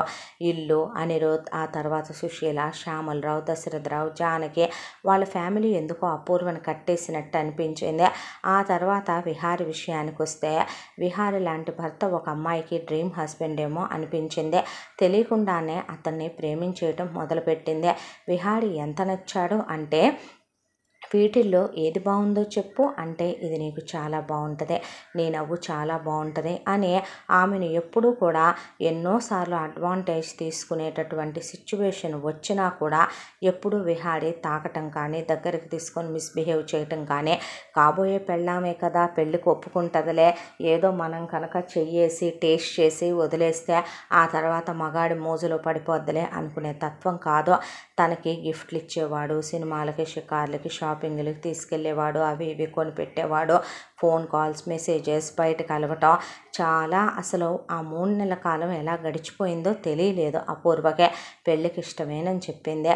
ఆ తర్వాత ధూమ్ధామ్గా అపూర్వకే ఇక జానకి 7 వారాల నగలు కూతురికి పెట్టాలి అనుకోలేదు. పిల్లకి పెళ్లిలో నగలు తీసుకున్నారు కాబట్టి ఆ నగలు అపూర్వకే గిఫ్ట్ కింద పెట్టి, అవి కాక నీకు నచ్చినవి తీసుకోమ్మా అని వాళ్ళు పక్కకు కూర్చున్నారు. అన్నీ విహారీ, అపూర్వే సెలెక్ట్ చేశారు. ఆ తర్వాత గ్రాండ్గా ఎంగేజ్మెంట్, ఖర్చులన్నీ విహారీ వాళ్ళ అమ్మా నాన్నవే. ఆ తర్వాత చాలా గ్రాండ్గా పెళ్ళి. అలానే అపూర్వకి తల్లిదండ్రులు ఏమీ పెట్టలేదా అంటే పిల్లకి బాగానే పెట్టారు. వాళ్ళ వరకు వాళ్ళు పిల్లకి, కోడలికి, కూతురికి సమానంగా వాళ్ళు చేయించిన బంగారం, అమ్మాయి కోసం ఎప్పుడూ ఫిక్స్డ్లో వేసిన డబ్బులు అవి అలా పెరుగుతూ ఎంత అయ్యాయో కూడా చూసుకోలేదు. ఇక ఆ డిపాజిట్ చేసినటువంటి మనీకి సంబంధించిన డాక్యుమెంట్స్, దాంతోపాటు పిల్లకి ఒక సైటు పెట్టుకున్నారు వాళ్ళు. అసలు అవి ఏంటి అని కూడా వీళ్ళు పట్టించుకుంది, అడిగింది లేదు. ఆ తర్వాత ఇక అపూర్వ అత్తారింట్లో అడుగు పెట్టింది. పెళ్ళయిన తర్వాత గృహప్రవేశం అదే అయిపోయిన తర్వాత ఫస్ట్ నైట్ ఏర్పాట్లో. ఫస్ట్ నైట్ రోజు నాకెందుకో టెన్షన్గా, కంగారుగా ఉంది. ఇప్పుడు వద్దులే అందే అని కొంచెం టైం తీసుకుందాం అన్నాక నీ ఇష్టం రా అన్నాడు విహారీ. విహారీ అండర్స్టాండింగ్ చూసి అపూర్వకి చాలా చాలా నచ్చేసింది. ఆ తర్వాత అరవింద అనిరుద్తో హనీమూన్ టికెట్లు ఇప్పించింది అపూర్వకి, విహారీకి. ఇక 3 నెలలు హనీమూన్ ట్రిప్పు. దాంతో 10 రోజులు ఒక్కొక్క చోట, 10 రోజులు ఒక్కొక్క చోట. అలా చాలా స్పెషల్గా వదిన నీకోసమని ఎంత ప్లాన్ చేశానో తెలుసా, ఎంత వెతికానో తెలుసా, మా ఆయన ఎంత రొమాంటిక్గా ఉంటాడో తెలుసా, మా ఆయన నేను ఇక్కడిక్కడికి వెళ్ళాం, ఇక్కడిక్కడ బాగుంటుంది వదిన, ఇక్కడిక్కడ తినండి వదిన, ఇక్కడిక్కడ ఎంజాయ్ చేయండి వదిన, ఇక్కడిక్కడ ఫొటోస్ దిగండి వదిన అని అరవింద్ చెప్పి మరీ పంపించింది అపూర్వకే. ఆ తర్వాత బయలుదేరి హనీమూన్కి వచ్చారు. వచ్చిన తర్వాత కూడా 1 వారం 10 రోజులు గడిచిపోయింది. విహారీ ఎప్పుడూ బలవంతం చేయలేదు. అపూర్వనే దగ్గరికి తీసుకొని పడుకోబెట్టుకునేవాడు. ఆ తర్వాత ఇక నేను సిద్ధంగానే ఉన్నాను అనే అపూర్వ చెప్పకనే చెప్పింది. అయినా విహారీ అది అర్థం చేసుకోకపోతే విహారీని దగ్గర తీసుకొని కౌగిలించుకొని ఇంకా మనిద్దరి డ్రీమ్ లైఫ్కి తెరతీద్దామా, మన మధురమైన తొలిరేయినే మనిద్దరం కలిసి స్వాగతిద్దామా అని అడిగింది అపూర్వ. భార్యని దగ్గరికి తీసుకున్నాడు. ముద్దు ముడిపాలు అయిన తర్వాత కరెక్ట్గా క్లోజ్ అవబోయే టయానికి లేచి కూర్చున్నాడు. ఉలిక్కిపడి ఒక్కసారిగా విహారీ. ఏమైంది అని అడిగింది అపూర్వ. అడిగితే ఈరోజు వద్దు, నాకేదోగా ఉంది అని పడుకుందామా అన్నాడు. అపూర్వ చచ్చ భయపడినట్టున్నాడు అని చెప్పి ఏమీ మాట్లాడలేదు. ఆ తర్వాత మళ్ళీ 1 వారానికి ట్రై చేశారు, అవ్వలేదు. మళ్ళీ ట్రై చేశారు, అవ్వలేదు. మళ్ళీ ట్రై చేశారు, అవ్వలేదు. దాంతో విహారీ నేను గేనా అన్నాడు అపూర్వతో. చాచా ఏంటా పిచ్చి మాటలో, మరి నాకెందుకు స్పందనలు కలగట్లేదు నిన్ను చూస్తే, నాకెందుకు ఫీలింగ్స్ రావట్లేదు నిన్ను చూస్తే, నాకెందుకు ఆ థాట్స్ రావట్లేదు నిన్ను చూస్తే అంటే ఆ మాటకి భర్త గురించి అపూర్వకి బాగా తెలుసు. క్రాఫ్ 1/2 ఇంచ్ పెరిగితేనే ఊరుకోడు. భర్తకి బియర్డ్ ఉంటుంది, మ్యాన్లీగా ఉంటాడు, 6 ఫీట్ హైట్ ఉంటాడు. ఒక మగాడిగా ఉండాల్సిన అన్నీ పర్ఫెక్ట్గా ఉన్నాయి తన మొగుళ్ళో. అలాంటిదే తన మొగుడు గేఫెలో ఏంటి, గేస్ అంటే వాళ్ళకి గాజులు వేసుకోవాలని హార్మోనల్ చేంజెస్ వచ్చి వాళ్ళు వేరేలా ఉంటారు. అబ్బాయిల్లా ఎందుకు ఉంటారు, ఎందుకు బిహేవ్ చేస్తారో, తన ప్రవర్తన కూడా అలా ఎప్పుడూ ఉండదే అని కొంతమందికి సెక్షువల్ ఫియర్స్ ఉంటాయి. బహుశా మీ తాతగారి దగ్గర పెరిగానన్నావు కదా, అందువల్ల ఏమన్నా ఆయన పెంపకంలో భయంతో ఇలా అయ్యుండొచ్చేమో. ప్రతిదాన్ని ఎందుకు అలా అనుకుంటావు అని అడిగితే కళ్ళు తిరిగి పడిపోయాడు విహారే. పడిపోయిన తర్వాత అపూర్వే లేపి డాక్టర్ చూపిస్తే ఇలా అంతకుముందు అయిందమ్మా అని డాక్టర్ అడిగితే, తెలియదు డాక్టర్, ఇప్పుడు మాత్రం తనకు కాస్త హెల్త్ బాగాలేనట్టుంది అంటే మందులు రాసిచ్చాడు ఆయన. ఇంతకుముందు అయిందా? చాలాసార్లు అయింది చిన్నప్పుడు. అలా జరిగినప్పుడు నాకు అంతకుముందు ఏం జరిగిందో గుర్తుండదు అపూర్వ అన్నాడు విహారీ. అన్న తర్వాత నువ్వేమీ డిసప్పాయింట్ అవ్వద్దు, నువ్వు చూపించుకుందామంటే డాక్టర్ దగ్గర చూపించుకుందాం, లేదు టైం తీసుకుందామంటే టైం తీసుకుందాం. ఈ విషయం నేను మా వాళ్ళతో మీ వాళ్ళతో చెప్పను, నువ్వు చెప్పొద్దు. ఈ విషయం ఇంకెక్కడితో వదిలేసేవా ప్లీజ్. అయినా నేను నిన్ను ప్రేమించానురా, నువ్వు నా ప్రాణం అనుకొని నేను నిన్ను పెళ్లి చేసుకున్నాను. అలాంటిదే ఈ కేవలం నేనేదో సెక్స్ కోసమో పిల్లల కోసమో అన్నట్టుగా నేను నిన్ను అలా చూస్తానని ఎందుకు అనుకున్నావు నువ్వు? నిన్ను నువ్వు పదే పదే అలా అనుకోకు విహారే అని చెప్పింది అపూర్వ. 3 నెలల హనీమూన్ అయిపోయింది, ఏమీ జరగలేదు. ఇంటికి వెళ్ళిపోయారు. వెళ్ళిపోయిన తర్వాత కూడా అపూర్వ అత్తమామలతో అంతా బాగానే ఉందా అమ్మ అంటే అత్తగారు అంతా బాగుందని చెప్పింది. అమ్మా నాన్నలకి అన్నా వదినలకు కూడా అదే విషయం చెప్పింది. మామగారు అడిగినా అదే విషయం చెప్పారు. విహారీ ఆఫీస్కి వెళ్ళటం మొదలుపెట్టాడు. అపూర్వ ఆ తర్వాత కూడా చాలాసార్లు ట్రై చేసిన విహార్లో సేమ్ ఫీలింగ్. దాంతో భర్తని బాధ పెట్టకూడదని అసలు ఆ విషయం గురించే ఎత్తటం మానేసిందే. ఒకసారి అరవింద అనిరుద్ధుని తీసుకుని వచ్చిందే. జానకి, దశరథరావు అందరూ కూర్చున్నారు, భోజనాలు చేశారు. అయితే అపూర్వనే ఇక అత్తగారు బోలెడన్ని పువ్వులు తీసుకొని వచ్చిందని అరవింద వస్తూ పువ్వులు మాల కట్టి తల్లో ఇన్ని మల్లెపూలు పెట్టింది. పెడితే అపూర్వ ఎంత అందంగా ఉందో, దివి నుంచి భూమికి దిగొచ్చిన అప్సరసలాగా. అరవింద, వదినారా నీతో ఒక విషయాలు మాట్లాడాలి, కొన్ని విషయాలు అనే గదిలోకి తీసుకొచ్చింది. విహార పక్కనే నుంచున్నాడు. నుంచుంటే అనిరుద్ కింద కూర్చుని అత్తామామలతో మాట్లాడుతున్నాడు. మా ఆయన ఎంత రొమాంటిక్కో తెలుసా, ఇలా స్టార్ట్ చేస్తాడమ్మా, ఎన్ని ముద్దులు పెడతాడో, అసలు వంట కూడా చేసుకొనివ్వడో, అసలు వంటగదిలో నుంచి ఎత్తుకొచ్చేస్తాడు తెలుసా బెడ్రూమ్లోకే. ఒక్కోసారి హాల్ ఏదో బెడ్రూమ్ ఏదో మర్చిపోతూ ఉంటాడు వదిన. అబ్బబ్బబ్బబ్బా తట్టుకోలేము వదిన, అన్నయ్య ఎలా ఉంటాడు నీతో అని అడిగింది అరవింద. ఎందుకే నాకు చెప్తున్నావు ఇవన్నీ అని అడిగింది అపూర్వ. మరెవరికి చెప్పను, మా అత్తగారేమో ఎప్పుడు పూజలు చేసుకుంటుంది, మా మామగారు మా అత్తయ్యని తిడుతూ ఉంటారో, నువ్వేంటో ఆ పూజలేంటో అని ఆయన పూజలు మాన్పించాలని, అత్తయ్యతో రొమాంటిక్గా ఉండాలని ఆయనకుంటుంది. ఇక అమ్మా నాన్నకు చెప్తామంటే ఎప్పుడు చూసినా వాళ్ళిద్దరి గురించి వాళ్ళిద్దరే తప్ప మా చిన్నప్పటి నుంచి అయినా మా గురించి ఎప్పుడు పట్టించుకునే టైం వాళ్ళిద్దరికి ఉండదు. మనం ఒక ఏజ్ కదా, ఏదున్నా నేను నీతోనే షేర్ చేసుకోవాలనుకుంటాను. ఇంతకు అన్నయ్య ఎలా ఉంటాడో చెప్పవే అంది అరవింద. మీ అన్నయ్యకి ఏమైందే, ఎవరికన్నా తక్కువ? తను నిజం చెప్పాలంటే కనుక ఒక భార్యనే స్వర్గంలో ఉన్నట్టే చూసుకుంటాడు మీ అన్నయ్య. ఆయన అలా చేస్తాడు, ఇలా చేస్తాడు, అది చేస్తాడు, ఇది చేస్తాడనే చెప్తూ అపూర్వ కళ్ళల్లో నీళ్లు తిరిగిపోయినాయి. ఏమైంది వదిన అని అడిగితే, ఏం లేదో, ఇందాక అనుకోకుండా కారంలో చేపెట్టి కంట్లో పెట్టుకున్నానులే అనేసరికి అయ్యయ్యో అందే అరవింద. ఈలోపు అనిరుద్ పిలిచాడని కిందకి వెళ్ళింది. విహారీ లోపలికి వచ్చి అపూర్వతో మనం విడాకులు తీసేసుకుందాం అన్నాడు. పిచ్చి పట్టిందా నీకు అని అడిగేసరికి, నాలాంటి గేఫెలోతో సంసారానికి పనికిరాని వెధవతో నువ్వు మగాడిని కానీ నాతో స్పందనలు లేని నాతో ఇప్పటిదాకా మన ఇద్దరి మధ్య ఏమీ జరగలేదో మీ అమ్మా నాన్నని పిలిపించి మా అమ్మా నాన్నతో సహా అందరికీ ఈ విషయం చెప్పి ఇప్పుడే నువ్వు పుట్టింటికి వెళ్ళిపోదు కానీ వెంటనే నీకు సంబంధం చూసి పెళ్లి చేసేస్తారు. హ్యాపీగా నువ్వు నీ భర్త నీ పిల్లలతో ఉండు. ఏ ఆడపిల్లకి ఎక్స్పెక్టేషన్స్ ఉండవు. నాకు ఓ చెల్లెలు ఉంది, నాకు తల్లి ఉంది. ఇప్పటికీ మా అమ్మ నాన్న క్లోజ్గానే ఉంటారో, మా చెల్లెలు భర్త ఎలా ఉంటున్నారో కనపట్టలేదా? మీ అన్నయ్య వదిన కాపురం చేసుకుంది, పిల్లలు పుట్టుకొచ్చారా, ఏ ఆడదానికి అమ్మ అని అనిపించుకోవాలని ఉండదు అనేసరికి అందరూ వింటారు అంటూ ఉండగానే ఆ మాటలన్నీ వినపడే అందరూ వినేసి అనిరుద్ వాట్ ఈస్ దిస్ అంటే అరవిందకి కళ్ళల్లో నీళ్లు తిరిగిపోయినాయి. దశరథరావు మాట పలుకు లేకుండా నోట్లో కర్చీఫ్ కుక్కొని కూర్చుండిపోతే జానకి కొంగు కుక్కొని కూర్చుండిపోయింది. దాంతో ఇక తలుపు తీసుకొని బయటకు వచ్చేసరికి ఏంట్రా ఇదంతా అని అడిగితే నిజమే నాన్న, తనకి నేను విడాకులు ఇచ్చేద్దాం అనుకుంటున్నాను, ఇంకో పెళ్లి చేద్దాం అనుకుంటున్నాను, నాలో లోపాన్ని దాద్దాం అనుకోవట్లేదు. విహారే నువ్వు పిచ్చి మాటలు మాట్లాడితే అస్సలు ఊరుకోను. ఏంటమ్మా ఇదంతా?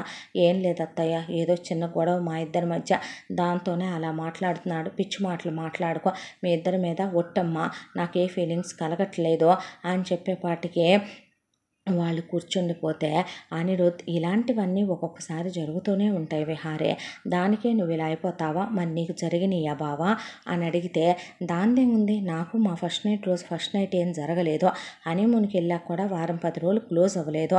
ఎంత అరవింద నాకు తెలిసినా, ఎంత తన జూనియర్ అయినా కూడా నేనే క్లోజ్ అవ్వటానికి కొంచెం టైం పట్టింది. ఆ తర్వాత మేమిద్దరం హ్యాపీగా లేమా ఏంటి? ఒక్కొక్కళ్ళకి ఒక్కొక్క టైం అంటూ రావాలి, దానికి నువ్వు ఇలా అయిపోతావా అన్న తర్వాత ఇక మాట పలుకు లేకుండా కూర్చుండిపోయారు. ఇప్పుడు వాటన్నిటి గురించి ఆలోచించి మనసు పాడు చేసుకోవద్దని అనిరుద్ అంటుంటే, మీరు వెళ్ళిపోండి బాబు, ఇది మా ఇంటి సమస్య కదా, మేము ఆలోచించుకుంటాం, మీరు పచ్చగా కాపురం చేసుకుంటున్న వాళ్ళు, మళ్ళీ మీరు ఇక్కడ ఉంటే వాడు బాధపడతాడో, వాడేదో మళ్ళీ వాడి భార్యకి దూరం అయిపోయానని ప్రతి క్షణం గుర్తు చేసినట్టుంటుంది అని అన్నాక కూడా అక్కడికి అనిరుద్కి బాధ అనిపించింది. అనిరుద్కి కూడా ఎందుకో నమ్మాలనిపించలేదు. విహారీ తను తాను గే అని నిందించుకుంటుంటే అది కరెక్ట్ అనిపించలేదు. దాంతో అనిరుద్ తనకు తెలిసినటువంటి ఒక సైకియాట్రిస్టు అలాగే ఒక సెక్సాలజిస్టు నెంబర్లో పనిమాల తన ఫ్రెండ్స్ని కనుక్కుని చాలామందిని కనుక్కుని ఆ తర్వాత వాళ్ళందరూ అసలు ఎలాంటి డాక్టర్లని 1కి 10 సార్లు చెక్ చేసుకుని తను గూగుల్లో వాళ్ళకి సంబంధించినటువంటి అన్ని డీటెయిల్స్ కూడా చదివి అప్పుడు దశరథరావు చేతిలో వాళ్ళ అడ్రస్లు పెట్టి తన్ని ఇక్కడికి తీసుకెళ్ళండి మామగారు, ఎలాంటి ప్రాబ్లంనైనా క్లియర్ చేయగలిగిన సెక్సాలజిస్ట్ అయినా, అసలు ఏదైనా సైకలాజికల్ ప్రాబ్లం ఉంటే సైకాలజిస్ట్గా ఈయన క్లియర్ చేస్తారు. ఇద్దరు కూడా పక్క పక్కనే ఉంటారు, ఒకే హాస్పిటల్లో ఉంటారు, నో వర్రీస్ అని మరీ చెప్పి అరవిందని తీసుకుని వెళ్ళొస్తానని బయలుదేరాడు. ఉండేది అదే ఊళ్ళో కాబట్టి ఏ అవసరం వచ్చినా నన్ను పిలవండి, 5 నిమిషాల్లో వచ్చి వాళ్తాను మీ ముందని కూడా చెప్పి వెళ్ళాడు. విహారిని నువ్వు ఆ విషయాన్ని పదే పదే తలుచుకుని బాధపడొద్దని, అపూర్వని బాధ పెట్టొద్దని పదే పదే చెప్పి మరీ వెళ్ళారు అరవింద అనిరుద్. ఆ తర్వాత దశరథరావు అల్లుడు చెప్పిన డాక్టర్ దగ్గరికి తీసుకెళ్లకుండా ఆ కాగితాలు పక్కన పడేశాడు. పక్కన పడేసి ఆయనకి తెలిసిన ఆయన సర్వీసులో ఉన్నప్పుడు ఉద్యోగంలో కొత్తగా చేరినప్పుడు రిటైర్ అయిపోయిన ఒక ముసలాయన దగ్గరికి వెళ్ళి, మీరు మీ ఫ్యామిలీ డాక్టర్ అని ఒక ఆయన దగ్గరికి వెళ్తూ ఉంటారు కదా సార్, ఆయన సంసార సామర్థ్యతను గురించి చూస్తారా అని అడిగితే, హోమియోపతి డాక్టర్ ఆయన, మేము ఎప్పటి నుంచో ఆయన దగ్గరికే వెళ్తాం, మా తరతరాలని ఆయనే చూస్తుంటాడు, చాలా మంచి డాక్టర్ అని అతను చెప్పి అడ్రస్ ఇచ్చాడు. ఇంతకీ ఎవరికి ప్రాబ్లం, మాకు తెలిసిన ఒక అబ్బాయికి సంసార స్పందనలు కలగట్లేదని అదేదో పాపమో తప్పో అయినట్టు చెప్పి ఆ హోమియోపతి డాక్టర్ అడ్రస్ తీసుకొచ్చి విహారిని తీసుకొని దశరథరావు డాక్టర్ దగ్గరికి తీసుకెళ్ళాడు. తీసుకెళ్ళిన తర్వాత ఆ డాక్టర్ కాస్త వెళ్ళగానే విహారిని పడుకోబెట్టి షర్టు పైకెత్తునాన్న, బనియను పైకనయ్యా అన్న తర్వాత పొట్టనే ఏదో కడుపుతో ఉన్న ఆడవాళ్ళని చెక్ చేసినట్టు 2-3 సార్లు నొక్కి పొట్ట చెక్ చేసిన తర్వాత విహారికి అశ్లీలమైన వీడియోలు ఒక 4 పెట్టి, ఇవి చూశాక నీకేమనిపిస్తుందంటే అవి చూడాలంటేనే కడుపులో తిప్పుతుంది అని విహారి ఆ ఫోన్ అక్కడ పడేస్తే, ఇక అనవసరం అండి, మీ అబ్బాయి ఈ సంసారానికి పనికిరాడు, మీ అబ్బాయికి మగతనం లేదు, అనవసరంగా మీ కోడలి జీవితం మీరు నాశనం చేసిన వాళ్ళు అవుతారో, ఈ అబ్బాయిని ఎక్కడికి తీసుకెళ్ళినా సరే ఇక నయం చేయలేము, ఈ అబ్బాయి నపుంసకుడు, ఈ అబ్బాయికి అందరు మగాళ్ళకి కలిగే ఏ స్పందనలు కలగవు, ఈ అబ్బాయి సంసారానికి పనికిరాడు, పిల్లలు పుట్టరు, అనవసరం, మీ కోడలికి విడాకులు ఇప్పించేయటమే కరెక్ట్, ఆ అమ్మాయి అన్న ఇంకో పెళ్లి చేసుకుంటుంది, మీకు ఒక కూతురుందంటున్నారు, మీ కోడలి జీవితం నాశనం చేయొద్దని చెప్పి పంపాడు వాడు. విహారీ ఇంటికొచ్చి ఆ విషయం అపూర్వకి చెప్పి ఇప్పుడైనా విడాకులు తీసుకుంటావా లేదా? నేను చచ్చినా తీసుకోను. ఎందుకు తీసుకోవే, ఏంటి మొండితనం అన్న తర్వాత అత్తయ్య మామయ్య మీరైనా చెప్పండి. ఎప్పుడైతే నిన్ను నా భర్త అనుకున్నానో ఆ క్షణం నుంచి ప్రేమించడం మొదలుపెట్టానురా. నువ్వు సంసారానికి పనికి రాకపోయినా, మనకి పిల్లలు పుట్టకపోయినా, నువ్వు మగాడివి అయినా కాకపోయినా నువ్వు అనుకుంటున్నావు తప్ప నేను నిన్ను అలా అనుకోవటం లేదో. నేను ఎన్నాళ్ళైనా ఎదురు చూస్తాను. ఎన్నాళ్ళైనా ఎన్నేళ్ళైనా సరే నిన్ను మాత్రం నేను వదులుకోను. నువ్వు నా ప్రాణం. భార్యాభర్తలు కలిసి ఉండటానికి సెక్స్ మాత్రమేనా ఏంటి? ఈ దారి మార్గం నాకు అర్థం కాదు. అందుకే పెళ్ళిళ్ళు చేసుకుంటున్నారా ఆడవాళ్ళు? అందుకే పెళ్ళిళ్ళు చేసుకుంటున్నారా మగవాళ్ళు? నాకు ఇలాంటి ప్రాబ్లం ఏమిటో నువ్వు వదిలేసి ఇంకొకళ్ళని చేసుకుంటావా? పిచ్చి మాటలు మాట్లాడుకో అన్నాడు విహారీ. నువ్వే పిచ్చి మాటలు మాట్లాడుకో. నువ్వు ఇలా ఎందుకు వింటావు? చెప్పిన మాట ఆల్రెడీ మీ అమ్మ నాన్నకు అన్నయ్య వదినకి ఫోన్ చేశాను, వస్తున్నారు. వాళ్ళ ముందే వాళ్ళకి చెప్పి నిన్ను అప్పగిస్తానంటే ఎందుకు చెప్పావు వాళ్ళకు నువ్వు రమ్మనమని అందే అపూర్వ. పర్లేదమ్మా వాడు అంటున్నాడుగా, వెళ్ళి విడాకులు తీసేసుకొని మీ వాళ్ళకు కూడా తెలియని వాడింక పూజకు పనికిరాని పువ్వు, వాడితో ముండి నువ్వేం చేస్తావమ్మా? శుభ్రంగా నీ మనసుకు నచ్చిన ఒక అబ్బాయిని పెళ్లి చేసుకొని పిల్లా పాపలతో చల్లగా ఉండమ్మా. కావాలంటే ఆస్తిలో సగం వాటా నీ పేరు మీద రాస్తాము అంటే అత్తయ్య ఆడదానిగా నువ్వు మాట్లాడాల్సిన మాటేనా? మామయ్యలో ఆలోపమే ఉంటే గనక నువ్వు ఇంకొకళ్ళని పెళ్లి చేసుకుంటావా? లేదుగా అమ్మా మీ మామయ్య మీరు మీ అత్తయ్యలో లేదుగా అమ్మ అంటే ఉంటే మీరు చేసుకుంటారనమాట. అరవిందకి కానీ అనిరుద్ధ్కి కానీ ప్రాబ్లం ఉంటే వాళ్ళకైనా మేము ఇంకో పెళ్లి చేసుకోమనే కదమ్మా చెప్తామంటే. వాట్ ఏ గ్రేట్ ఫ్యామిలీ మీద అసలు అంటూ ఉండగానే అపూర్వ వాళ్ళ అమ్మ నాన్న అన్న వదిన అక్కడికి వచ్చారు. ఏ ఆడపిల్లైనా నా మొగుడు నాతో సంసారం చేయట్లేదు, సంసారానికి పనికిరాడనే మూడో వ్యక్తికి చెప్పుకోవడానికే బాధపడుద్ది. విహారీ వల్ల ఆ విషయం ఇప్పటికే విహారీ చెల్లెలి భర్తకి పాప మా అబ్బాయి వెళ్ళి వాళ్ళ అమ్మ నాన్నతో కూడా చెప్పలేదు ఆ విషయం. ఆ తర్వాత ఇటు జానకికి దశరథరావుకి తెలిసిందనే అమ్మాయి బాధపడుతుంది. దానికి తోడు ఇహ అమ్మ నాన్న అన్న వదిన్ని పిలిపిస్తే ఇది ఇప్పుడు ఎక్కడ దాకా వెళ్ళుద్దే. దాంతో ఏంటల్లుడు పిలిపించావు అని అడిగితే మీ అమ్మాయిని పుట్టింటికి తీసుకెళ్ళిపోండి అన్న తర్వాత ఏమైంది మా చెల్లెలు ఏమైనా తప్పు చేసిందా అని అడిగాడు. ఇక అపూర్వ వాళ్ళ అన్నయ్య లేదు మా కోడలు బంగారం, తప్పంతా మావాడిదే అని జానకి దశరథరావు అంటుంటే అపూర్వ వెళ్ళి నువ్వు ముందు మీరు వెళ్ళిపోండి అమ్మ, మీరు వెళ్ళిపోండి నాన్నగారు, అన్నయ్య వదిన పిల్లల్ని తీసుకొని మీరు వెళ్ళండి, నేను తర్వాత మాట్లాడతాను మీతో. అది కాదే నేను ఎక్కడికి రావట్లేదు, మీరు వెళ్ళండి, ఇది మా కుటుంబ సమస్య, నేను ఆయన పరిష్కరించుకుంటాము, మా ఇద్దరికి సంబంధించిన విషయం ఇదే, పెళ్లి చేసి కన్యాదానం చేసి పంపించిన తర్వాత మీకు అనవసరం అందే అపూర్వ. అది కాదమ్మా అంటుంటే మీరు తీసుకెళ్ళిపోండి అత్తయ్య అలాగే అంటది. బ్యాగ్ సర్ది తీసుకొస్తానుండండి అంటూ ఉండగా అపూర్వ వెళ్ళి బయట కారులో డిక్కీలో ఉన్న పెట్రోల్ క్యాన్ తీసుకొచ్చి తన మీద పోసేసుకొని గదిలో తలుపులు వేసుకొని అగ్గిపెట్టి తీసుకుందే. కిటికీలో నుంచి అందరు వెళ్ళి నుంచుంటే మర్యాదగా మీరు వెళ్ళిపోవాలి, నువ్వు నోరు మూసేయాలి, అత్తయ్య మావయ్య మీరు నోరు ఎత్తకూడదు, అనవసరమైన విషయాలు ఏదైనా మాట్లాడినట్టుందంటే మాత్రం ఇక్కడికెక్కడే నేను తగలబెట్టుకొని చచ్చిపోతాననేసరికి మేము వెళ్ళిపోతామమ్మా అని. ఏదైనా మా అమ్మాయి తప్పు చేస్తే కడుపులో పెట్టుకో అల్లుడో, నీ తప్పు ఏమున్నా సరే అది సర్దుకుపోద్దలే అని చెప్పే పదమని వాళ్ళు వెళ్ళిపోయారు. వాళ్ళకి అసలు ఏం జరిగిందో ఒక్క ముక్క అర్థం కాలేదో. జానకి దశరథరావు అలా కూర్చుంటే విహారీ తలుపులు పగలగొట్టి అపూర్వను బయటికి తీసుకొచ్చి బాత్రూంలో తోసి ముందు స్నానం చేయమని బట్టలు మార్పించుకున్న తర్వాత ఇలా కాదులే నువ్వు నా మాట ఇలా ఎందుకు వింటావు, నీ నుండి నేను దూరంగా వెళ్ళిపోతే నువ్వు మహా అయితే కనుక నా నుండి దూరంగానే వెళ్ళిపోగలవేమో, నేను నువ్వు దూరమైన మరుక్షణం ఈ లోకం నుండే వెళ్ళిపోతాను, అంతే తప్ప నా మాట వినవో. స్నేహితుల్లా ఉందాం విహారీ, చచ్చిందాకా స్నేహంగానే ఉందాం. ఏ స్నేహితులుగా ఏ భార్యాభర్తలు ఉండకూడదా? ఉదయం లేచిన దగ్గర నుంచి రాత్రి వరకు కూడా 24 గంటలు సెక్స్లోనే గడిచిపోద్దా జీవితం? కాదు కదా. ఏ ఆడపిల్లకైనా మహా అయితే ఏ మగాడైనా 2 సార్లు 3 సార్లు 5 సార్లు భార్యాభర్తలుగా కలుస్తారేమో, రాను రాను అది తగ్గిపోద్ది పిల్లలు పుట్టిన తర్వాత. మరి చచ్చేంత వరకు వాళ్ళిద్దరూ కలిసి ఉంటున్నారంటే ఆ బంధానికి కేవలం సెక్సే కారణమా? పిచ్చోడా కాదురా, వాళ్ళిద్దరి మధ్య ఉండే స్నేహం, ఒకళ్ళకొకళ్ళు విడిచి ఉండలేని తోడు ప్రేమ, దాని ముందు ఇది క్షణకాలం ఉండే మాత్రమే ఒక సుఖం సంతోషం. అది తప్పని నేను అన్నా.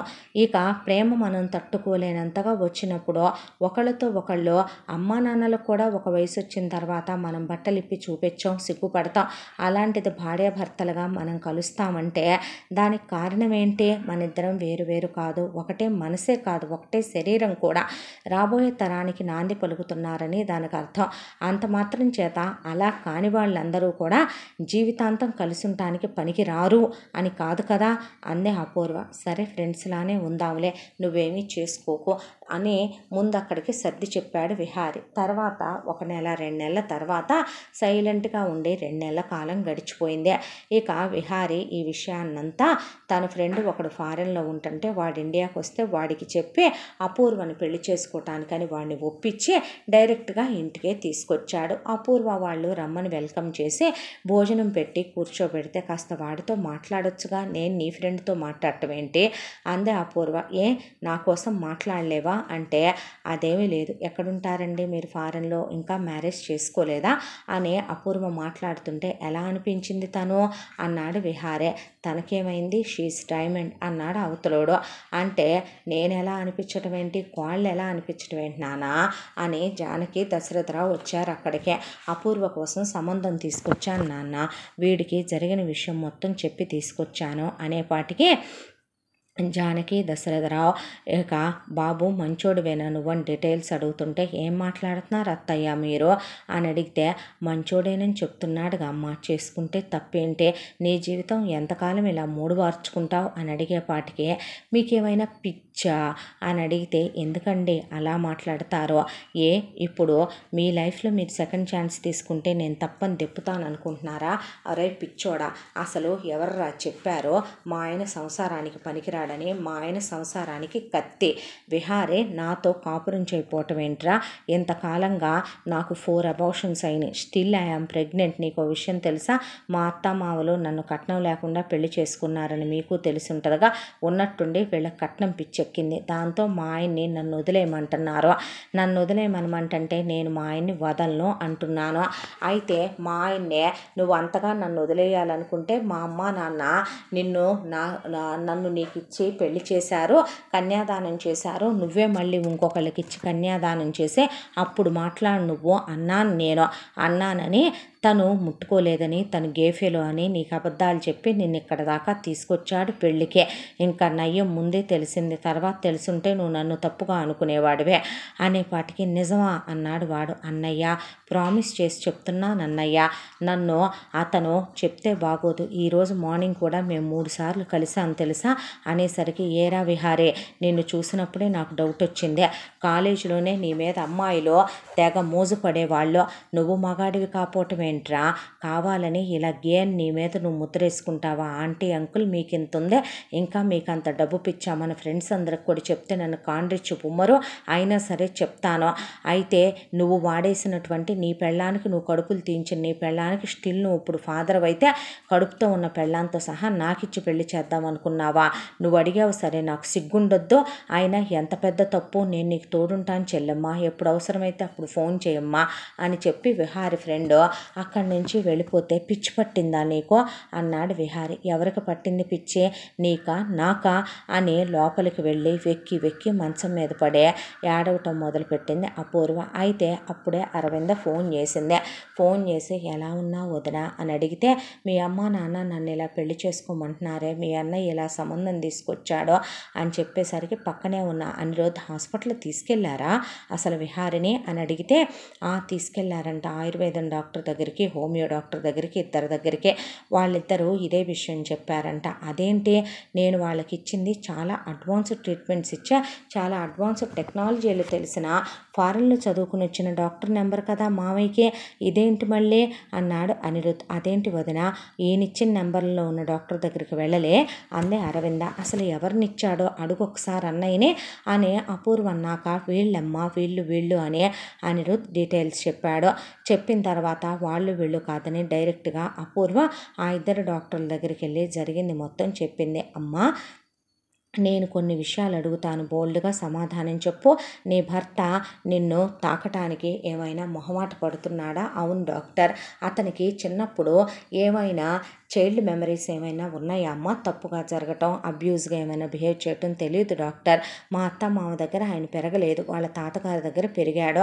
ఆయన పెద్ద చండశాసనం ఉండేవాడనే, వాళ్ళ నానమ్మగారు 13 ఏట వరకు ఉన్నారనే, 18 ఏళ్ళప్పుడు వాళ్ళ తాతగారు పోయాక అత్తయ్య మామయ్య తీసుకొచ్చారన్నంత వరకే తెలుసు. బిజినెస్లో ఆల్ ఓకేనమ్మా? లవ్ ఫెయిల్యూర్స్ ఏమీ లేవుగా? అచ్చచ్చా, అలాంటి ఏమీ లేవండి. బిజినెస్ చాలా బ్రహ్మాండంగా చేస్తాడు నా భర్త అన్న తర్వాత అతనికి అన్నీ మామూలుగా ఒక భారీగా నిన్ను అడుగుతున్నా మగాడిగా ఉండాల్సినవి అన్నీ అవయవాలు కరెక్ట్గానే ఉన్నాయమ్మా, అన్నీ కరెక్ట్గానే ఉన్నాయి. ఆ రోజు ఫస్ట్ టైం మీరు కలవాలనుకున్నప్పుడు ఎక్కడ దాకా వచ్చిన తర్వాత అతని ఫీలింగ్స్ కలగట్లేదన్నాడు. Almost wife and husband close అయిన దాకా వచ్చాక అన్నాడు డాక్టర్. ఆ తర్వాత ఎన్నిసార్లు ట్రై చేశాడు? ఒక 3-4 టైమ్స్. ఆ తర్వాత నుంచి నేను గేనని రోజుకు 1,00,000 సార్లు అనుకొని తన తానే హింసించుకొని టార్చర్లు పెట్టుకొని వాతలు పెట్టుకొని తన తానే కొట్టుకొని తిట్టుకుంటున్నాడు. ఇంకా ఏమైనా జరిగిందా అమ్మ? ఎస్ డాక్టర్, అప్పుడు మేము హనీమూన్కి వెళ్ళినప్పుడు విహారి కళ్ళు తిరిగి పడిపోయాడు. అంతకుముందు ఏం జరిగింది అని అడిగాడు లేవంగానే. ఇలా ఎప్పుడైనా జరిగిందా అని అక్కడికి వచ్చిన డాక్టర్ గారు అడిగారు. చిన్నప్పటి నుంచి నాకు ఇలా చాలాసార్లు జరిగింది అన్న, ఆ జరిగిన తర్వాత అంతకుముందు ఏం జరిగిందో నాకు గుర్తుండదని చెప్పాడు డాక్టర్. అందే అపూర్వ. ఓకేనమ్మా, అయితే అతన్ని తీసుకురా, అతనితో పాటు మీ అత్త మామని అలాగే మీ ఆడపడుచు, మమ్మల్ని రిఫర్ చేసిన మీ ఆడపడుచు భర్తను కూడా తీసుకొని రా అమ్మ అని చెప్పారు డాక్టర్లు. అలాగేనని విహారిని పద డాక్టర్ దగ్గరికి అంద అపూర్వ. ఎంతమంది దగ్గరికి వెళ్ళినా వాళ్ళు చెప్పే సమాధానం ఒక్కటే అన్నాడు విహారే. సరే, నీ వరకు నువ్వు మగాడిని కాదని ఫిక్స్ అయిపోయావు కదా, ఎంతమంది డాక్టర్ల దగ్గరికి వెళ్ళినా చెప్పేదేం మారదు కదవయ్యా, పద నువ్వు ముందు అని అటునుంచి అరవింద అనిరుద్ధుని కూడా రమ్మనమని మీరు పదండి అత్తయ్య మామయ్య అని తీసుకొని అపూర్వ బయలుదేరింది. డాక్టర్ గారి దగ్గరికి వెళ్ళిన తర్వాత ముందు విహారితో ఆయన మాట్లాడిన తర్వాత విహారే ఆయనతో నాకు ఇట్లా స్పందనలు కలగట్లేదని, అపూర్వని చూస్తేనే కాదు ఏ ఆడదాన్ని చూసినా నాకు టెన్షన్గా ఉంటుందని, నాకెందుకో ఫీలింగ్స్ అనిపించట్లేదని చెప్పుకొచ్చాడు. సరే అయితే ఒకసారి టెస్ట్ చేద్దాం రమ్మనమని మగతనాన్ని టెస్ట్ చేసే మెషిన్ని విహారికి మత్తిచ్చి ఆయన అమర్చాడు. అమర్చిన తర్వాత లోపలికి రమ్మనమని దశరథరావుని అలాగే అనిరుద్ధిని రమ్మనమని, వాళ్ళతో పాటు అపూర్వ భార్య కాబట్టి ఆమెను కూడా రమ్మనమని చెప్తే ఇక వీళ్ళ ముగ్గురు లోపలికి వెళ్ళారు. లోపలికి వెళ్తే విహారి ఒంటి మీద బట్టలన్నీ ఊడదీసి పడుకోబెట్టి ఆయన చెక్ చేస్తూ, చూశారు కదా మీ అబ్బాయి పర్ఫెక్ట్ మగాడు, ఇప్పుడు చూడండి అని విహారికి ఆయన ఒకలాంటి ఆ మెషిన్తో ఒక షాక్ లాంటిది ఇవ్వగానే విహారికి వెంటనే టక్మని ఫీలింగ్స్ వచ్చినాయి. ఇప్పుడు అర్థమైందా, మీ అబ్బాయి పర్ఫెక్ట్ మగాడండి, 100కి 99.9% మగాడు, మీరే మీ అబ్బాయిని గే గే గే గే పూజకు పనికిరాని పువ్వు అని అంటవేంటండి, అసలు ఆ మాటలేంటండి అని అడిగిన తర్వాత చూసావు కదమ్మా అని డాక్టర్ గారు అన్న తర్వాత డాక్టర్ అంది. ఏంటమ్మా అంటే, ఆయన్ని నేను ఎప్పుడూ న్యూడ్గా ఇంత దగ్గరగా ఇంత క్లియర్గా చూడలేదు, ఆయన పొట్ట నిండా తొడల దగ్గర అలాగే ప్రైవేట్ పార్ట్స్ దగ్గర ఆయనకి ఏంటి డాక్టర్ వాతల్లా కమిలిపోయి మచ్చలు పడిపోయినాయి. నిజమేనమ్మా, నేను గమనించలేదన్నాక అనిరుద్ధ్ దగ్గరికి వెళ్ళి చూసి ఏమైంది మామయ్య తనకి అని అడిగితే, నాకు తెలియదమ్మా, నా దగ్గరికి వచ్చేపాటికి వాడికి 18 years కదా, మేము వాడిని అలా చూడలేదు అని దశరథరావు బయటకు వచ్చి అబ్బాయి పర్ఫెక్ట్ మగాడంటే అని చెప్పాడు జానకి. అయితే నా కొడుకు సంసారానికి పనికొస్తాడా, మగాడేనా, నేను పేడిగాడిని కనలేదా, బృహన్నల కాదా అని జానకి కూర్చుంటే నోరు ముయ్యండి అంద అరవింద. అన్న తర్వాత అనిరుద్ధ్ బయటకు వచ్చి నాకన్నా టైం పట్టింది అరవింద, మీ అన్నయ్యకి ఇలా చిటికేసినంతలోపు ఫీలింగ్స్ వస్తున్నాయి, మరి ఎందుకు మీ అన్నయ్య మీ వదినకు దూరంగా ఉంటున్నాడో నాకు అర్థం కావటం లేదో అన్నాడు అనిరుద్ధ్. ఆ తర్వాత సైకియాట్రిస్ట్ని పిలిపించారు. ఆయన మనం సైకిక్ థెరపీ ద్వారా కనుక్కుందాం అసలు ఏం జరిగిందనేదే అని సెకండ్ సిట్టింగ్లో వీళ్ళందరినీ పిలిపించి ఇక విహారి వరకు ఒక రూమ్లో కూర్చోబెట్టి వీళ్ళందరినీ కనపడకుండా బయట కూర్చోబెట్టి వీళ్ళకి స్పీకర్లు పెట్టి ఆయన లోపల మైక్ పెట్టుకుని విహారికి లైట్గా మత్తిచ్చి విహారిని ఒక్కొక్క క్వశ్చన్ అడగటం మొదలుపెట్టాడు డాక్టర్ గారు. విహారి, మీ అమ్మా నాన్న మంచివాళ్ళేనా? చాలా మంచివాళ్ళు డాక్టర్, మా అమ్మా నాన్న చాలా ప్రేమగా ఉంటారు, మా అమ్మా నాన్నకి ఏం తెలియదు, ఒట్టి పిచ్చి మాలోకం. మా నాన్నకి మా తాతయ్య అంటే చాలా భయం. ఎందుకు అలా ఉంటాడో నేను ఎప్పుడూ అనుకుంటాను. ఒక్కసారైనా జీవితంలో మా నాన్న మగాళ్ళ ఉంటాడేమో మా తాతయ్య ముందు అని. మా అమ్మ ఎప్పుడూ భయపడిపోతూ ఉంటుంది మా తాతయ్యకి. మీకు విషయం తెలుసా, మా అమ్మ అంటే మా నాన్నకి చాలా ఇష్టం. మా అమ్మతో ప్రైవసీగా గడపటం కోసమని మా తాతయ్యకి ఎన్నో అబద్ధాలు చెప్పి మా ఊరు నుంచి మా అమ్మని ఉద్యోగం వంకతో ఇక్కడికి తీసుకొచ్చి ఆ తర్వాత మమ్మల్ని కని, అదేంటో డాక్టర్ కన్న తర్వాత నన్ను ఎందుకు కన్నారో మరి తీసుకెళ్ళి మా తాతయ్యకి అప్పచెప్పేశారో. మా తాతయ్యకి అప్పచెప్పేసిన తర్వాత నేను ఒక్కరోజు కూడా హ్యాపీగా లేను. తీసుకెళ్ళిన దగ్గర నుంచే ఒకరోజు చిన్నోడిని కదా, అప్పుడు 8 ఏళ్ల వయసు. దాంతో చెట్టెక్కి ఆడుకుంటున్నా. అక్కడి నుంచి కాలు పట్టుకొని కిందకి లాగేసి ఈత బరిక తీసుకొని చావు కొట్టేశాడు. ఒళ్ళంతా వాతలు తేలిపోయినాయి. నానమ్మ దగ్గరికి తీసుకొని వెక్కి వెక్కి ఏడ్చి మంటల జ్వరం వచ్చింది. నాకు 10 రోజులు కాపడం పెట్టిందే, మందు రాసిందే. ఆ తర్వాత గాంధీ గారు ఆయన కొడుకుని హాస్పిటల్కి తీసుకెళ్ళలేదని నాకు మరొకసారి 1 నెల రోజులు జ్వరం వచ్చినా అది డబుల్ టైఫాయిడ్ అని తెలిసిన దానికై తగ్గాల్సిందే తప్ప నేను హాస్పిటల్కి తీసుకెళ్ళనని నన్ను అలాగే ఉంచాడు. నానమ్మే ఎవరికీ తెలియకుండా ఇక పాపం తన చేతికున్న ఒక ఉంగరం ఇచ్చేసి ఒంట్లో ఉన్నటువంటి ఒక అమ్మాయిని పక్కనే చదువుకునే అక్కుంటే అమ్మే మందులు తెమ్మనమని తెప్పించి నాకు దొంగచాటుగా పోసి నన్ను బతికిచ్చిందే. చిన్నప్పటి నుంచి నన్ను ఇష్టమైతే దగ్గరికి రమ్మనేవాడు, లేదంటే ఒళ్ళు తెచ్చుకునేవాడు, కాళ్ళు తెచ్చుకునేవాడు, ఈపు రుద్దించుకునేవాడు. ఏవి పడితే అవి తీసుకొని కొట్టేవాడు, తిట్టేవాడు, నరకాలు చిత్రహింసలు పెట్టేవాడు. ఇక మా నానమ్మ ఉన్నన్నాళ్ళు నన్ను నరకాలు పెట్టినా మా నానమ్మ అయినా కనీసం నాకు తోడుండేదే. అమ్మా నాన్న వచ్చిన ప్రతిసారి తీసుకెళ్తారేమోనని 1000 కళ్ళతో ఎదురు చూసేవాడిని. కానీ ఎప్పుడూ అమ్మా నాన్న నన్ను తీసుకెళ్తామని ధైర్యం చేసి అనేవాళ్ళు కాదు. తాతయ్య, మీ అమ్మా నాన్నలు నిన్ను తీసుకెళ్లరు నా ఇష్టం లేకుండా. ఒకవేళ వాళ్ళు తీసుకెళ్ళినా నేను పంపించను. మళ్ళీ నువ్వు ఇక్కడే ఉండాలి. నా మీద కొడుతున్నా తిడుతున్నా అని ఏదైనా చెప్పావో ఆ తర్వాత నిన్ను చెట్టుకి ఉరేసి నీకు అన్నం నీళ్లు లేకుండా గదిలో వేసి వాతలు పెట్టి నరకం పెడతాను అనేవాడు. దాంతో చిన్నప్పుడు నేను చాలా భయపడిపోయి భయం వేసిపోయి అమ్మా నాన్నలతో కూడా వచ్చినప్పుడు మాట్లాడేవాడిని కాదు. చెల్లితో ఆడుకోవాలని, అమ్మా నాన్నలతో ఉండాలని ఎంతో అనిపించేదే. నాన్న తీసుకెళ్తాడేమోనని చాలా ఎదురు చూసేదే. అమ్మా నాన్న అలా వచ్చి ఇలా వెళ్ళిపోయేవాళ్ళు. 1 రోజు 2 రోజులు ఉండే నన్ను ఎప్పుడూ తీసుకెళ్లేవాళ్ళు కాదు. వచ్చినప్పుడు అమ్మ తల మీద చెయ్యేసి నిమిరి దగ్గర తీసుకుంటే అమ్మని హత్తుకోవాలని, ఒళ్ళో పడుకొని అన్నీ చెప్పాలని, నాన్న ఉప్పెక్కాలని, నాన్నకి గుండెల మీద పడుకొని అన్నీ చెప్పాలనిపించేదే. కానీ చెప్తే మళ్ళీ తాతయ్యే ఉంచేసుకుంటాడు, వాళ్ళు ధైర్యంగా తీసుకెళ్ళలేరు, కొట్టి చంపేస్తాడని చెప్పేవాడిని కాదు. ఆ తర్వాత నా 13 ఏళ్ల వయసులో నానమ్మ చచ్చిపోయింది. అప్పుడు ఇక చాలా దిగులు అనిపించింది. అప్పుడైనా అమ్మా నాన్న తీసుకెళ్ళిపోతారేమోనని ఎంత ఎదురు చూశానో తెలుసా. అప్పుడు కూడా నన్ను తాతయ్య దగ్గర వదిలేసి వెళ్ళిపోయారు. అసలు నేనంత భారమైనప్పుడు నన్ను కనటం ఎందుకో, కానీ నన్ను భూమి మీదకి తీసుకొచ్చి నన్ను నరకాలు హింసలు పెట్టడం ఎందుకో. ఆ తర్వాత నన్ను ఇక తాతయ్య దగ్గర వదిలేసిన తర్వాత నేను స్కూల్కి వెళ్ళటం మొదలుపెట్టాను. ఫస్ట్ టైం స్కూల్లో ఒక అమ్మాయి చాలా అందంగా ఉండేది, ముద్దుగా ఉండేది. ఆ అమ్మాయి ఆ రోజు చాలా అందంగా తయారై వచ్చింది. ఆ అమ్మాయి నన్ను బుగ్గ మీద ముద్దు పెట్టుకుంది. 8th class. ఎందుకో నాకు ఆ అమ్మాయిని చూడగానే చాలా నచ్చేసింది. అది తాతయ్య చూశాడు. చూసిన తర్వాత నాకు భయం వేసింది. అక్కడేమీ మాట్లాడకుండా నన్ను ఇంటికి తీసుకొచ్చాడు.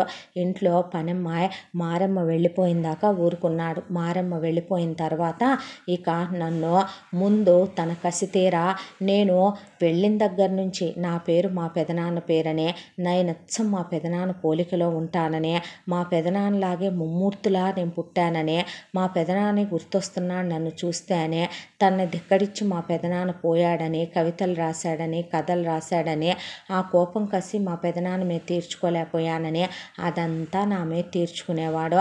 ఆ తర్వాత ఇక అర్ధరాత్రి మారమ్మ వెళ్ళిపోయిన తర్వాత నిద్రపోయే నన్ను లాక్కొచ్చాడు, బట్టలు ఊడదీశాడు, కసి తీరా ఈత బరికలు పెట్టి చిత్తగా కొట్టేశాడు. నన్ను కొట్టిన తర్వాత నా 2 కాళ్ళు వెడల్పు చేశాడు, ఐరన్ రాడ్ కార్డు ఎర్రగా కాల్చి తీసుకొచ్చాడు. ఆ తర్వాత పొత్తి కడుపు మీద, ప్రైవేట్ పార్ట్స్ మీద, తొడల మీద వాతలు పెట్టాడు. ఇక ఆ తర్వాత నేను పెద్దగా అరిచాను. ఆ బాధను తట్టుకోలేక కళ్ళు తిరిగి పడిపోయాను. లేచిన తర్వాత ఏం జరిగిందో నాకు గుర్తులేదు.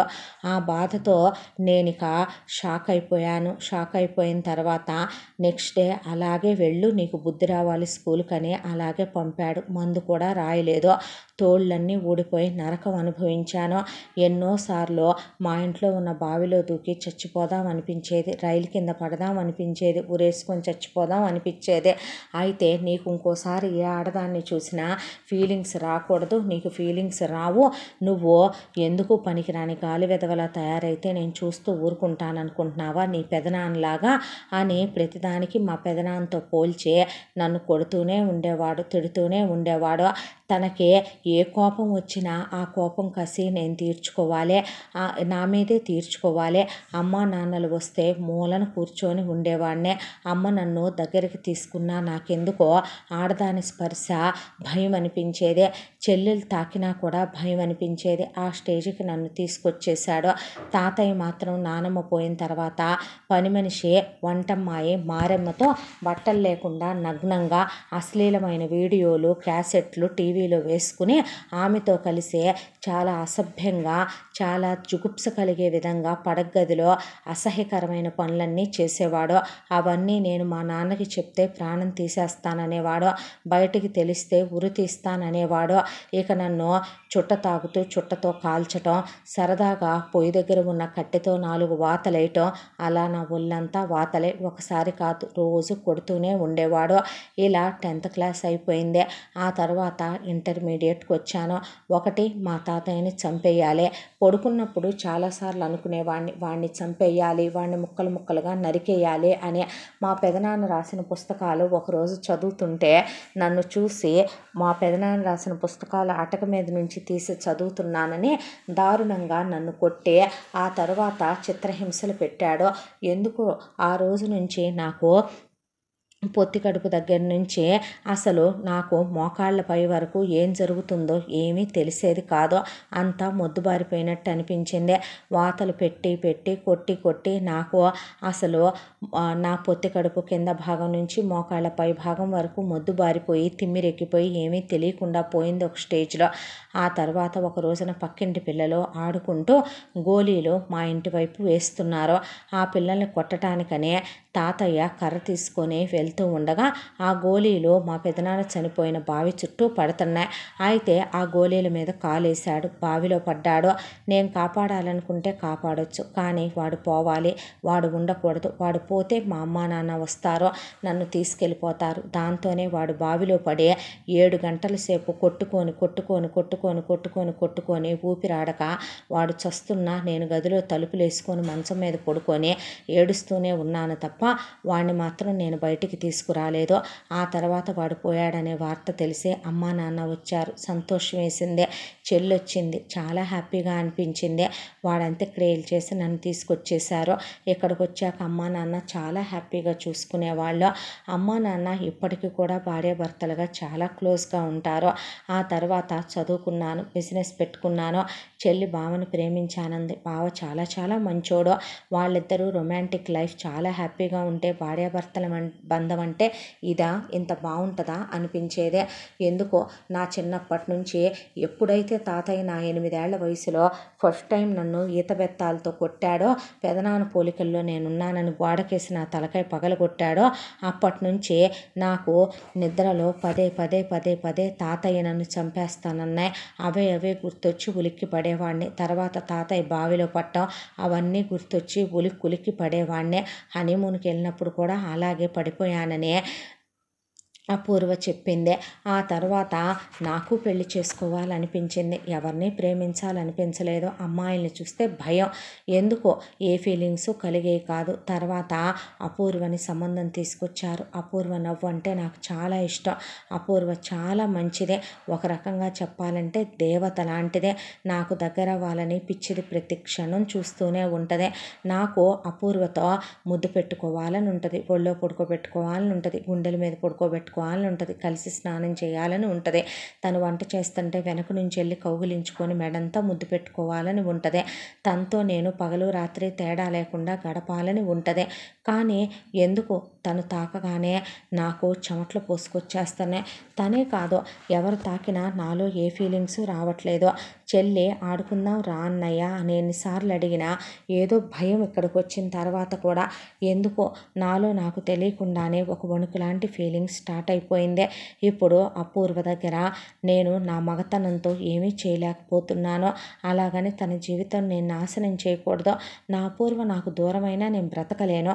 అపూర్వకు ఇంకో పెళ్లి చేసి తను పిల్లా పాపలతో చల్లగా ఉన్నాక నేను చనిపోదామని అనుకుంటున్నాను అని చెప్పి పూర్తి మత్తులోకి వెళ్ళిపోయాడు విహారీ.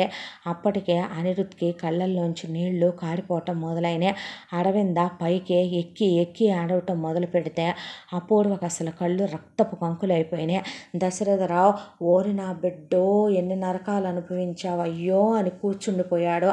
జానకి పిల్లాన్ని వదలొద్దని చెప్పాను నాయనా, ఎన్ని బాధలు వచ్చినాయి తండ్రి, పిల్లను వదిలే, పిల్ల అక్కడ ఉంటుందిలే, పిల్లాడిని మనం ఉంచుకుందామంటే విన్నావా నువ్వంటే నోరు మూస్తారమ్మా మీ ఇద్దరు. కడుపుకు అన్నం తింటున్నారా, కంపలెమ్మటి గడ్డి తింటున్నారా మీ ఇద్దరు? అసలు ఒక విషయం తెలియంది, నువ్వు చదువుకొని గవర్నమెంట్ జాబ్ చేస్తున్నావు కదా దశరథరావు, నీ పిల్లలు నీకు బరువైపోయారని వాడొక పెద్ద సైకోగాడు మీ నాన్న. అలాంటి సైకోగాడి దగ్గర, శాడిస్ట్ గాడి దగ్గర మీ అన్నయ్య పోయాడని తెలిసిన తర్వాత మీ అన్నయ్య పేరు నీ బాబుకు పెట్టి వాడొచ్చుగుద్దినట్టు పెదనాన్న పోలికలో ఉంటే వాడిని తీసుకెళ్ళి నువ్వు వదలటం మొదటి తప్పు. మీ అమ్మగారు పోయిన తర్వాత వాడిని ఇంకా ఉంచటం నువ్వు చేసిన రెండో తప్పు. మీ ఇద్దరు వైఫ్ అండ్ హస్బెండ్గా క్లోజ్ అవటం తెలిసిన నీకు పిల్లాడు ఎలా పెరుగుతున్నాడు ఏంటి, పిల్లాడి మనస్తత్వం ఏంటి, నీ బాబుని నువ్వు ఎదిరించలేకపోయావా, నీ బిడ్డను నువ్వు పక్కకు తెచ్చుకోలేకపోయావా?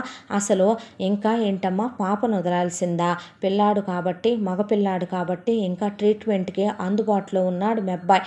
మీ అమ్మాయి అయితే శాంతం సైకో అయిపోయి పాటికి మీ మావయ్యని బతికుండగానే చంపేసో లేదంటే ఇంట్లో నుంచి పారిపోయో పిల్ల ఇంకేమన్నా చేసుకోనో ఉంటే గనక ఏమయ్యేదో అర్థమవుతుందా మీకు?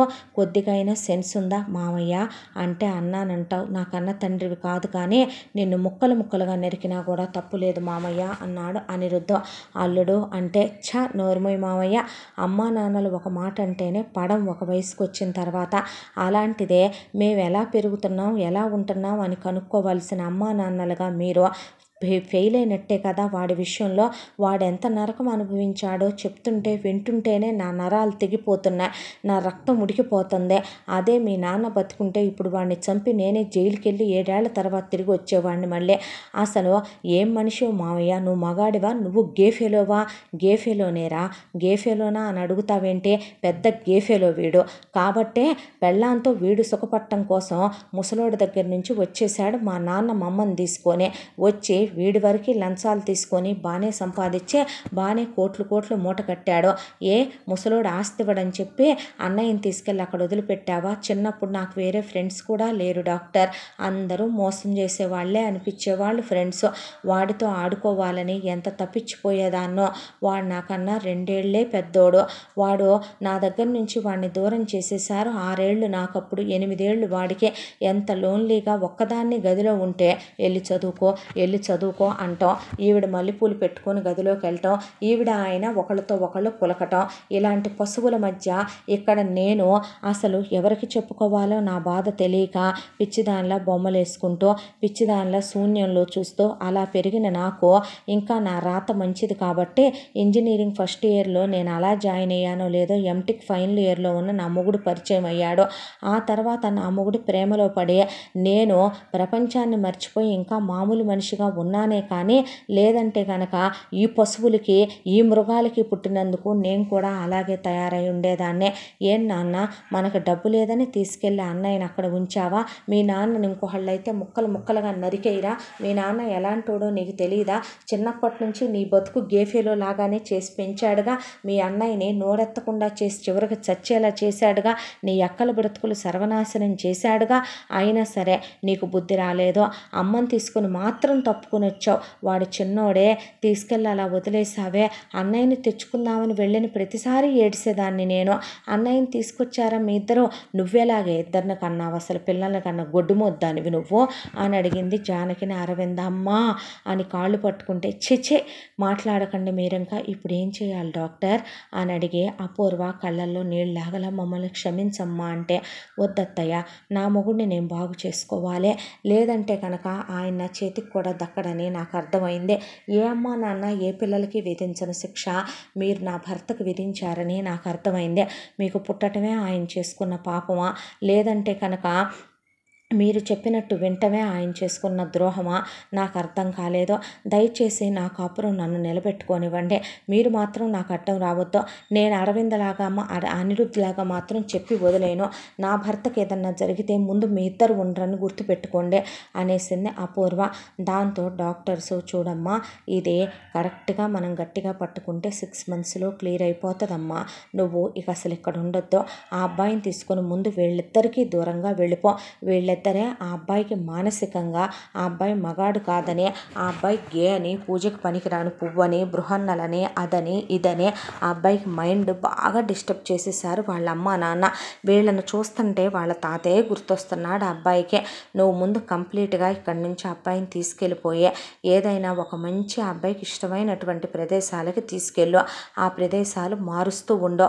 మేము ఒకవైపున వీడియో కాల్లో ఆ అబ్బాయికి మేము కౌన్సిలింగ్ ఇస్తాం. అవి కాకుండా నువ్వెక్కడుంటే అక్కడికే మేము ఇంజెక్షన్స్ పంపిస్తాం. ట్యాబ్లెట్స్ వాడొచ్చమ్మా. కాకపోతే ట్యాబ్లెట్స్ వాడితే ఏమవుద్దంటే విహారికి నార్మల్గానే ఫీలింగ్స్ చాలా హై పిచ్లో వస్తున్నాయి. మేము ఇచ్చామనుకో తను వైల్డ్ అయిపోతాడు. ఆ తర్వాత నీకు లోపల యూట్రస్ దగ్గర మొత్తం ప్రాబ్లం అవుద్ది. అలా కాకుండా మీరు న్యాచురల్గానే కలవాలనేది మా ప్రయత్నం అని చెప్పి నువ్వు వెళ్ళిపోమ్మా అన్నారు డాక్టర్లు.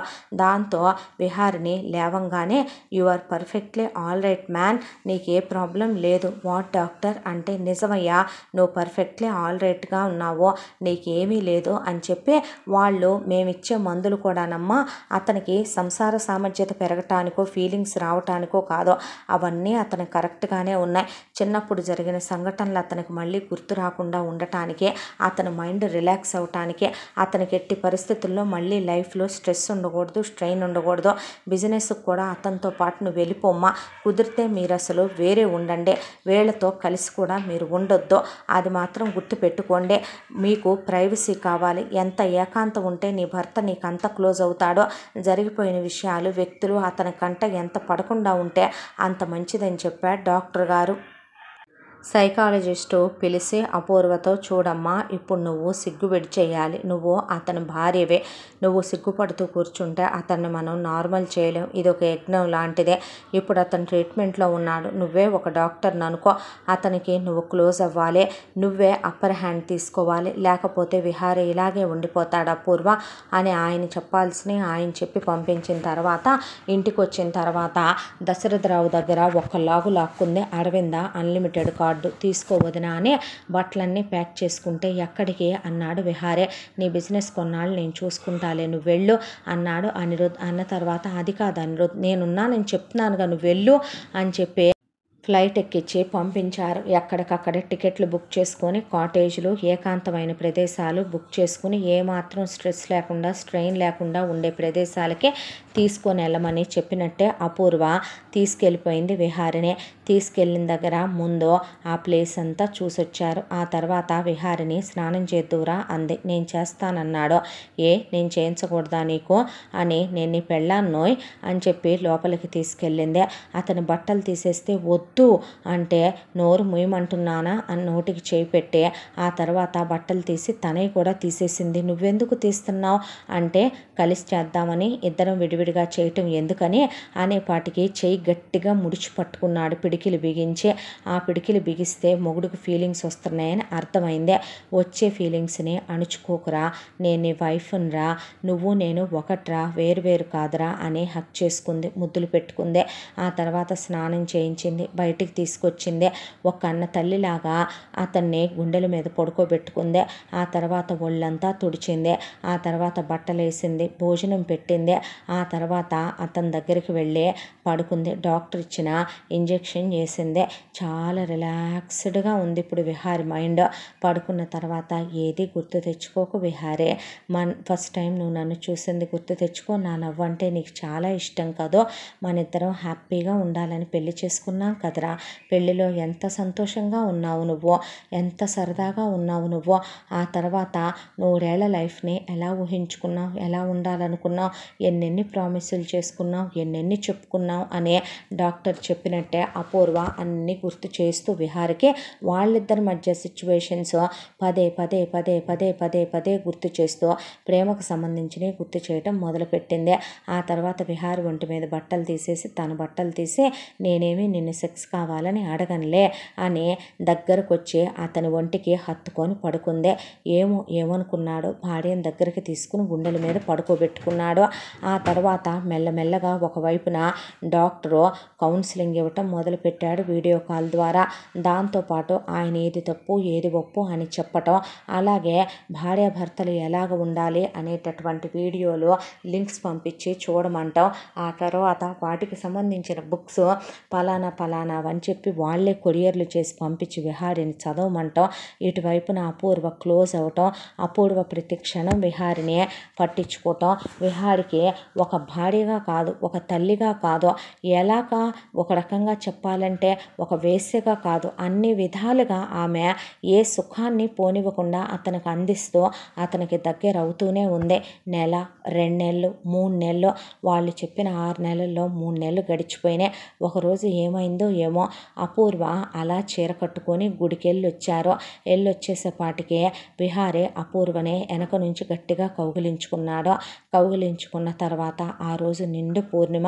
ఇక అపూర్వ అడ్డు చెప్పలేదు, డాక్టర్లు అడ్డు చెప్పొద్దన్నారు. విహారీలో ఉన్నటువంటి మగాడు నిద్రలేచాడు. అతనిలోని మగతనం పురివిప్పింది. అతని మగతనం ముందు ఆమె ఓడిపోవటం మొదలైంది. ఇక ఆమెనే అతని భార్యగా సొంతం చేసుకున్నాడు. మధురమైన తొలిరేయి వాళ్ళిద్దరి మధ్య ఆ పౌర్ణమి రాత్రిలో అలా అలా అలా కరిగిపోవటం మొదలైంది. ఇక అపూర్వకే తెల్లారేసరికి ఒకసారి కాదు, 2 సార్లు కాదు, 5-6 సార్లు దాంతో నీరసం వచ్చేసింది. దట్టు తన భర్త న్యాచురల్గా కలవటం, ఏమీ వాడకుండా కలవటం. డాక్టర్ ఇవ్వాల్సిన ఇంజెక్షన్ కూడా అంత క్రితం రోజు తీసుకోలేదు విహారీ. డాక్టర్ గారికి ఫోన్ చేసి చెప్తే వద్దన్నారు ఆయన. నాకు నీరసంగా ఉంది అన్న అపూర్వ చెప్పినా విహారీ వినలా. ఆ తర్వాత తనకి ఫుడ్ పెడుతూ ఇక్కడి నుంచి విహారీ అపూర్వనే నిజం చెప్పాలంటే తనే స్నానం చేయిస్తూ తనే ఆమెనే తన డ్రీమ్ ప్లేసెస్ ఎక్కడున్నాయో అక్కడికి తీసుకెళ్తూ ఆమెతో స్వర్గ సుఖాలు అనుభవిస్తూ ఆమెకి స్వర్గాన్ని అందివ్వటం మొదలుపెట్టాడు. మిగతా 3 నెలల టైం ఎలా గడిచిపోయిందో తెలియలేదు. ఆ తర్వాత వీళ్ళు తిరిగి వచ్చేసరికి మీరు అప్పుడే రావద్దు, ఇంకొక 6 నెలలు ట్రిప్పులోనే ఉండండి అని అరవింద అనిరుద్ధ్ చెప్పి వీళ్ళకి ఊరి చివర లోన్లీగా ఉండేటటువంటి ఊరి శివార్లలో ఒక ప్లేసు ఎవరో ఒక ఆయన పెద్దది ఇల్లు కట్టుకొని వాళ్ళు ఫారెన్కి వెళ్ళిపోతూ దాన్ని అమ్మేస్తున్నామని చెప్పారు. చాలా బాగుంది గార్డెన్ ఏరియా అంతా. కింద ఒక స్విమ్మింగ్ పూలు, పైన ఒక స్విమ్మింగ్ పూలు, లోపల లిఫ్ట్, ఇల్లు బ్రహ్మాండంగా ఉంటే దశరథరావుని పిలిచి ముందు అది కొనమని చెప్పి అది కొన్న తర్వాత దాన్నంతా రెనోవేషన్ చేయించి వదిన ఇప్పుడు మీ ఇద్దరు హ్యాపీగా ఉన్నారుగా అని అరవింద తెగ సంతోషపడిపోయి అనిరుద్ధ్ బుగ్గంతా కొరికేసింది. దీనికి ఏదొచ్చినా పట్ల అనుకున్న తర్వాత ఇక అమ్మా నాన్నలకి వాడు బాగానే ఉన్నాడంట్లే, ఏడి చావు బాకండే అన్నాక అమ్మా అని జానకి దేవుడి దగ్గర పడిపోతే దశరథరావు తండ్రి ఫోటోలన్నీ పగలగొట్టేశాడు. కడుపు మండిపోయి నువ్వు బతికుంటే నరికేసేవాడిని నిన్ననే, చచ్చాకొస్తుందిలే నాన్న నీలో మగతనం అని ముందు పద అన్నయ్యకి ఆ ఇల్లు కొందామని చెప్పి ఇల్లు కొనిచ్చి ఆ ఇల్లంతా బాగు చేయించి ఇంటి ముందు కారు పెట్టించి అసలు ఎక్కడా వామన్రావు ఫోటోలు కూడా లేకుండా చేసేసి సుమిత్ర అంటే ఇష్టం కాబట్టి సుమిత్ర ఫోటో ఉన్నా అది కూడా దశరథరావు ఇంట్లోనే పెట్టుకోమని చెప్పి జానకిని దశరథరావుని కూడా పద్దపద్దాక రావద్దని వీళ్ళు హనీమూన్ నుంచి తిరిగి వచ్చేసరికి ఎయిర్పోర్ట్ నుంచే వీళ్ళని డైరెక్ట్గా ఆ ఇంటికే తీసుకెళ్ళే సర్ప్రైజ్ పార్టీ ఇచ్చారు అందరూ కలిసే. చాలా హ్యాపీ ఫీల్ అయిపోయాడు విహారీ. ఆ తర్వాత మీ న్యూ లైఫ్ ఇక్కడ స్టార్ట్ చేయండి, మీకు కావలసినంత ప్రైవసీ అని అక్కడి నుంచి ఇక హ్యాపీ మ్యారీడ్ లైఫ్ ఎప్పుడైనా చెప్పొచ్చు. అయితే వెంటనే పిల్లల్ని కంటలేదుగా అన్నా అందే అరవింద. లేదురా, ఒక్క 5 years అన్నాడు విహారీ. మేము ఒక 5 years, నువ్వు కూడా తొందర పడకురా అని చెప్పింది మొగుడికి. ఏమే అన్నాడు విహారీ. ఏం లేదన్నా, చిన్నప్పుడు నీతో ఎన్నో ఆటలాడుకోవాలి, నీ ఉప్పెక్కి తిరగాలి, నీ ఒళ్ళో పడుకోవాలి, కథలు చెప్పుకోవాలి అనుకున్నానురా. అవేమీ అవ్వలేదు కదా, నీతో నా బంధం ఈ జన్మకు పూర్తయిపోలేదన్నా అని అరవింద విహారిని పట్టుకొని ఏడిస్తే దగ్గరికి తీసుకొని అప్పుడు కౌగిలించుకున్నాడు చెల్లెల్ని. ఆ తర్వాత నువ్వు కూతుర్ని కంటే నేను కొడుకుని కంటానన్నా, నువ్వు కొడుకుని కంటే నేను కూతుర్ని కంటాను, మన బంధం పోనివ్వకూడదన్నా అని చెప్పిన తర్వాత అలాగేలేమ్మా అన్నాడు. అన్న తర్వాత ఇక నీ బిజినెస్ని నేను ఇంకా డెవలప్ చేశాను బాబు అని చెప్పి అనిరుద్ విహారికి అప్పచెప్పిన తర్వాత విహారీ అపూర్వ అటు అరవింద అనిరుద్ ఎవరి బిజినెస్లకి వాళ్ళు వెళ్ళి రావటం మొదలుపెట్టారు. ఇక అయితే ఆఫీసు లేదంటే ఇంట్లో పెళ్ళామే ప్రపంచం. పొద్దస్తమానం పెళ్ళాంతో సుఖంగా సంతోషంగా కాపురం చేసుకుంటూ ఒకవైపున విహారీ, మరొక వైపున అరవింద అనిరుద్ ఇలా 5 ఏళ్ల కాలం ఎలా గడిచిపోయిందో కూడా తెలియలేదు వాళ్ళ సంతోషాల మధ్యలో మాత్రం జానకి దశరథరావుని మీరు కూడా వెళ్ళండి సెకండ్ హనీమూన్కి, నీకు కూడా నాన్న ఆ కోరికలు ఎక్కువ ఉండబట్టే కదా కొడుకుని కూతుర్ని కూడా నెగ్లెక్ట్ చేసి పెళ్ళాన్ని తెచ్చిపెట్టుకున్నావు మీ నాన్న దగ్గర నుంచి కాపాడే అని అరవింద్ అంటే, ఊరుకోమ్మా ఏం మాటలవి అని అంటే, నిజమేగా ఉన్నమాటేగా మాట్లాడుతున్నాను, మీలాంటి తల్లిదండ్రుల్ని ఏమనాలి, ఏ చెప్పుతో కొట్టాలి, ఎంత సెల్ఫిష్ కాకపోతే మీ గురించి మీరు ఆలోచించుకున్నారు తప్ప మీరు కన్నా మా గురించి ఆలోచించారా నాన్న? ప్రేమతో కనే పిల్లలకి కామంతో కనే పిల్లలకి తేడా ఉంటుంది నాన్న. ప్రేమతో కనే పిల్లల్ని అమ్మా నాన్నల సంరక్షణలో పెంచాలి, అలా అడవి మృగాల దగ్గర వదిలేసి రాకూడదు నాన్న. ఇంకా నయ్యం వదిన అంత కష్టపడింది కాబట్టి, నా మొగుడు డాక్టర్లను పట్టుకున్నాడు కాబట్టి పని జరిగింది, లేదు అంటే అదే నన్ను వదిలిపెడితే నేనేమై ఉండేదాన్ని నాన్న అని అడిగేపాటికి మాట రాలేదు దశరథరావుకి. ఆ తర్వాత ఎవరి కాపురాలు వాళ్ళు సంతోషంగా చేసుకుంటూ 5 ఏళ్ల తర్వాత అపూర్వ ప్రెగ్నెంట్ అయింది. ఆ తర్వాత అటు అరవింద ప్రెగ్నెంట్ అయింది. అయిన తర్వాత అన్నమాట ప్రకారం అపూర్వకి కొడుకు పుట్టాడు, అరవింద కూతురు పుట్టింది. నీ కోడలు పుట్టేసింది అన్నయ్యోయ్ అంది అరవింద. ఆ తర్వాత మళ్ళీ 5 years గ్యాప్ తీసుకుని ఇటు కూతురు అటు కొడుకు పుట్టారు. పుట్టిన తర్వాత హ్యాపీ, ఒకళ్ళు మా ఇంటికి పంపండి, ఒకళ్ళని మీ ఇంటికి పంపుతాం అనుకున్నారు. అనుకున్న తర్వాత హ్యాపీగా 2 జంటలు కాపురం చేసుకుంటూ 3 పువ్వులు 6 కాయలుగా వాళ్ళ జీవితం సాగిపోయింది. ప్రతి చిన్న సమస్యకి విడాకులే మార్గం కాదు. ఒక్కొక్కసారి నిజంగా అమ్మాయిల్లోనూ అబ్బాయిల్లోనూ ఈ రోజుల్లో ఎన్నో రకాలైనటువంటి కొంతమందికి చైల్డ్హుడ్ అబ్యూస్ అయి ఉండొచ్చు, లేదా పిల్లలు ఏదైనా భ్రాంతికి గురై ఉండొచ్చు, ఏదైనా పీడకలలు అయి ఉండొచ్చు, వాళ్ళు చూడకూడని సంఘటనలు, చూడకూడనటువంటి వీడియోలు, లేదా చూడకూడనటువంటి వ్యక్తులు, వాళ్ళు ఏదైనా ఒకళ్ళు పెట్టే భయము, చిన్నప్పుడు వాళ్ళు పెరిగే వాతావరణం వాళ్ళ మానసిక స్థితి మీద చాలా వరకు ప్రభావం చూపిస్తుంది. వాళ్ళు పెద్ద అవుతున్నప్పుడు ఎదుగుతున్నప్పుడు అందరి పిల్లల్లాగానే వాళ్ళకి టీనేజ్ అనేది టీనేజ్లానే ఉంటుందా, ఆ తర్వాత వాళ్ళ ఏజ్ నుంచి దాటిన తర్వాత కౌమారం అలానే ఉంటుందా, అవన్నీ గమనించుకోవాల్సిందే అమ్మా నాన్నలే. నిజం చెప్పాలంటే ఇలాంటి విషయాలు ఎవరో థర్డ్ పర్సన్స్ వచ్చి చెప్పలేరు. ఒక వయసు వచ్చిన తర్వాత పిల్లలు అమ్మా నాన్నల్నే రానివ్వరు, నిజమే. కానీ అలాంటప్పుడు పిల్లలకి మనం ఫస్ట్ నుంచే మనం భయపెడుతూ పెంచడం కాదు, ఫ్రెండ్లీగా పెంచాలి. ఏ తప్పు ఒప్పు ఉన్నా సరే మనతో షేర్ చేసుకునేలా పెంచాలి. పిల్లల్ని మనం ఎంత దగ్గరగా మనం ప్రేమతో దగ్గరకు తీస్తే అంత దగ్గరగా ఉంటారో. మనం వాళ్ళని పర్లేదులే వాళ్ళు అలా చదువుకుంటున్నారు, టీవీ చూస్తున్నారు, కార్టూన్ చూస్తున్నారు, ఫోన్లో ఉంటున్నారు అంటే ఆ ఫోన్లో అసలు వాళ్ళు ఏం చూస్తున్నారో, ఆ చూసే వాళ్ళ మీద ఎలాంటి ప్రభావం చూపిస్తున్నాయి, వాళ్ళ కార్టూన్లు చూస్తున్నారా, ఆ కార్టూన్లో వాళ్ళని వాళ్ళు ఎవరని ఊహించుకుంటున్నారో, టీవీ చూస్తున్నారు, సినిమా చూస్తున్నారు, ఆ సినిమాలో వాళ్ళు ఏ క్యారెక్టర్ని ఆప్ చేసుకుంటున్నారు, ఇవన్నీ గమనించాల్సింది కూడా మన సమానమే. చిన్ని జీవితాలు.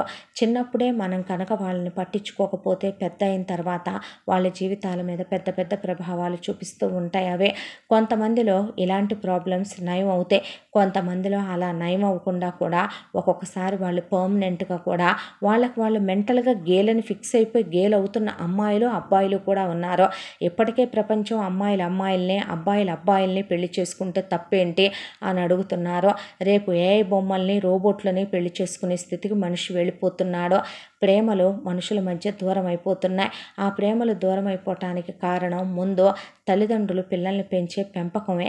ఆ పెంపకం ముందు మనం సరిగ్గా ఉండి వాళ్ళని పెంచితే వాళ్ళు రాబోయే తరాలనే అనవసరంగా ఏ బొమ్మల పాలు రోబోల పాలు చేసుకోకుండా వాళ్ళు ప్రేమను ఎలా పంచాలనేది వాళ్ళకి నేర్పించి పెంచుకుంటారో. ఇంతటితో ఈ కథ సమాప్తం. మళ్ళీ మరొక మంచి కథతో కలుసుకుందాం. తప్పకుండా మన ఛానల్ని లైక్ చేయండి, షేర్ చేయండి, సబ్స్క్రైబ్ చేయండి, బెల్ ఐకాన్ క్లిక్ చేసి ఆల్ అనే బటన్ని ప్రెస్ చేయడం మర్చిపోకండి. ఈ కథను మనకు అందించిన కథా రచయిత్రి జి యామిని శ్రీనివాస్ గారు. Thank you.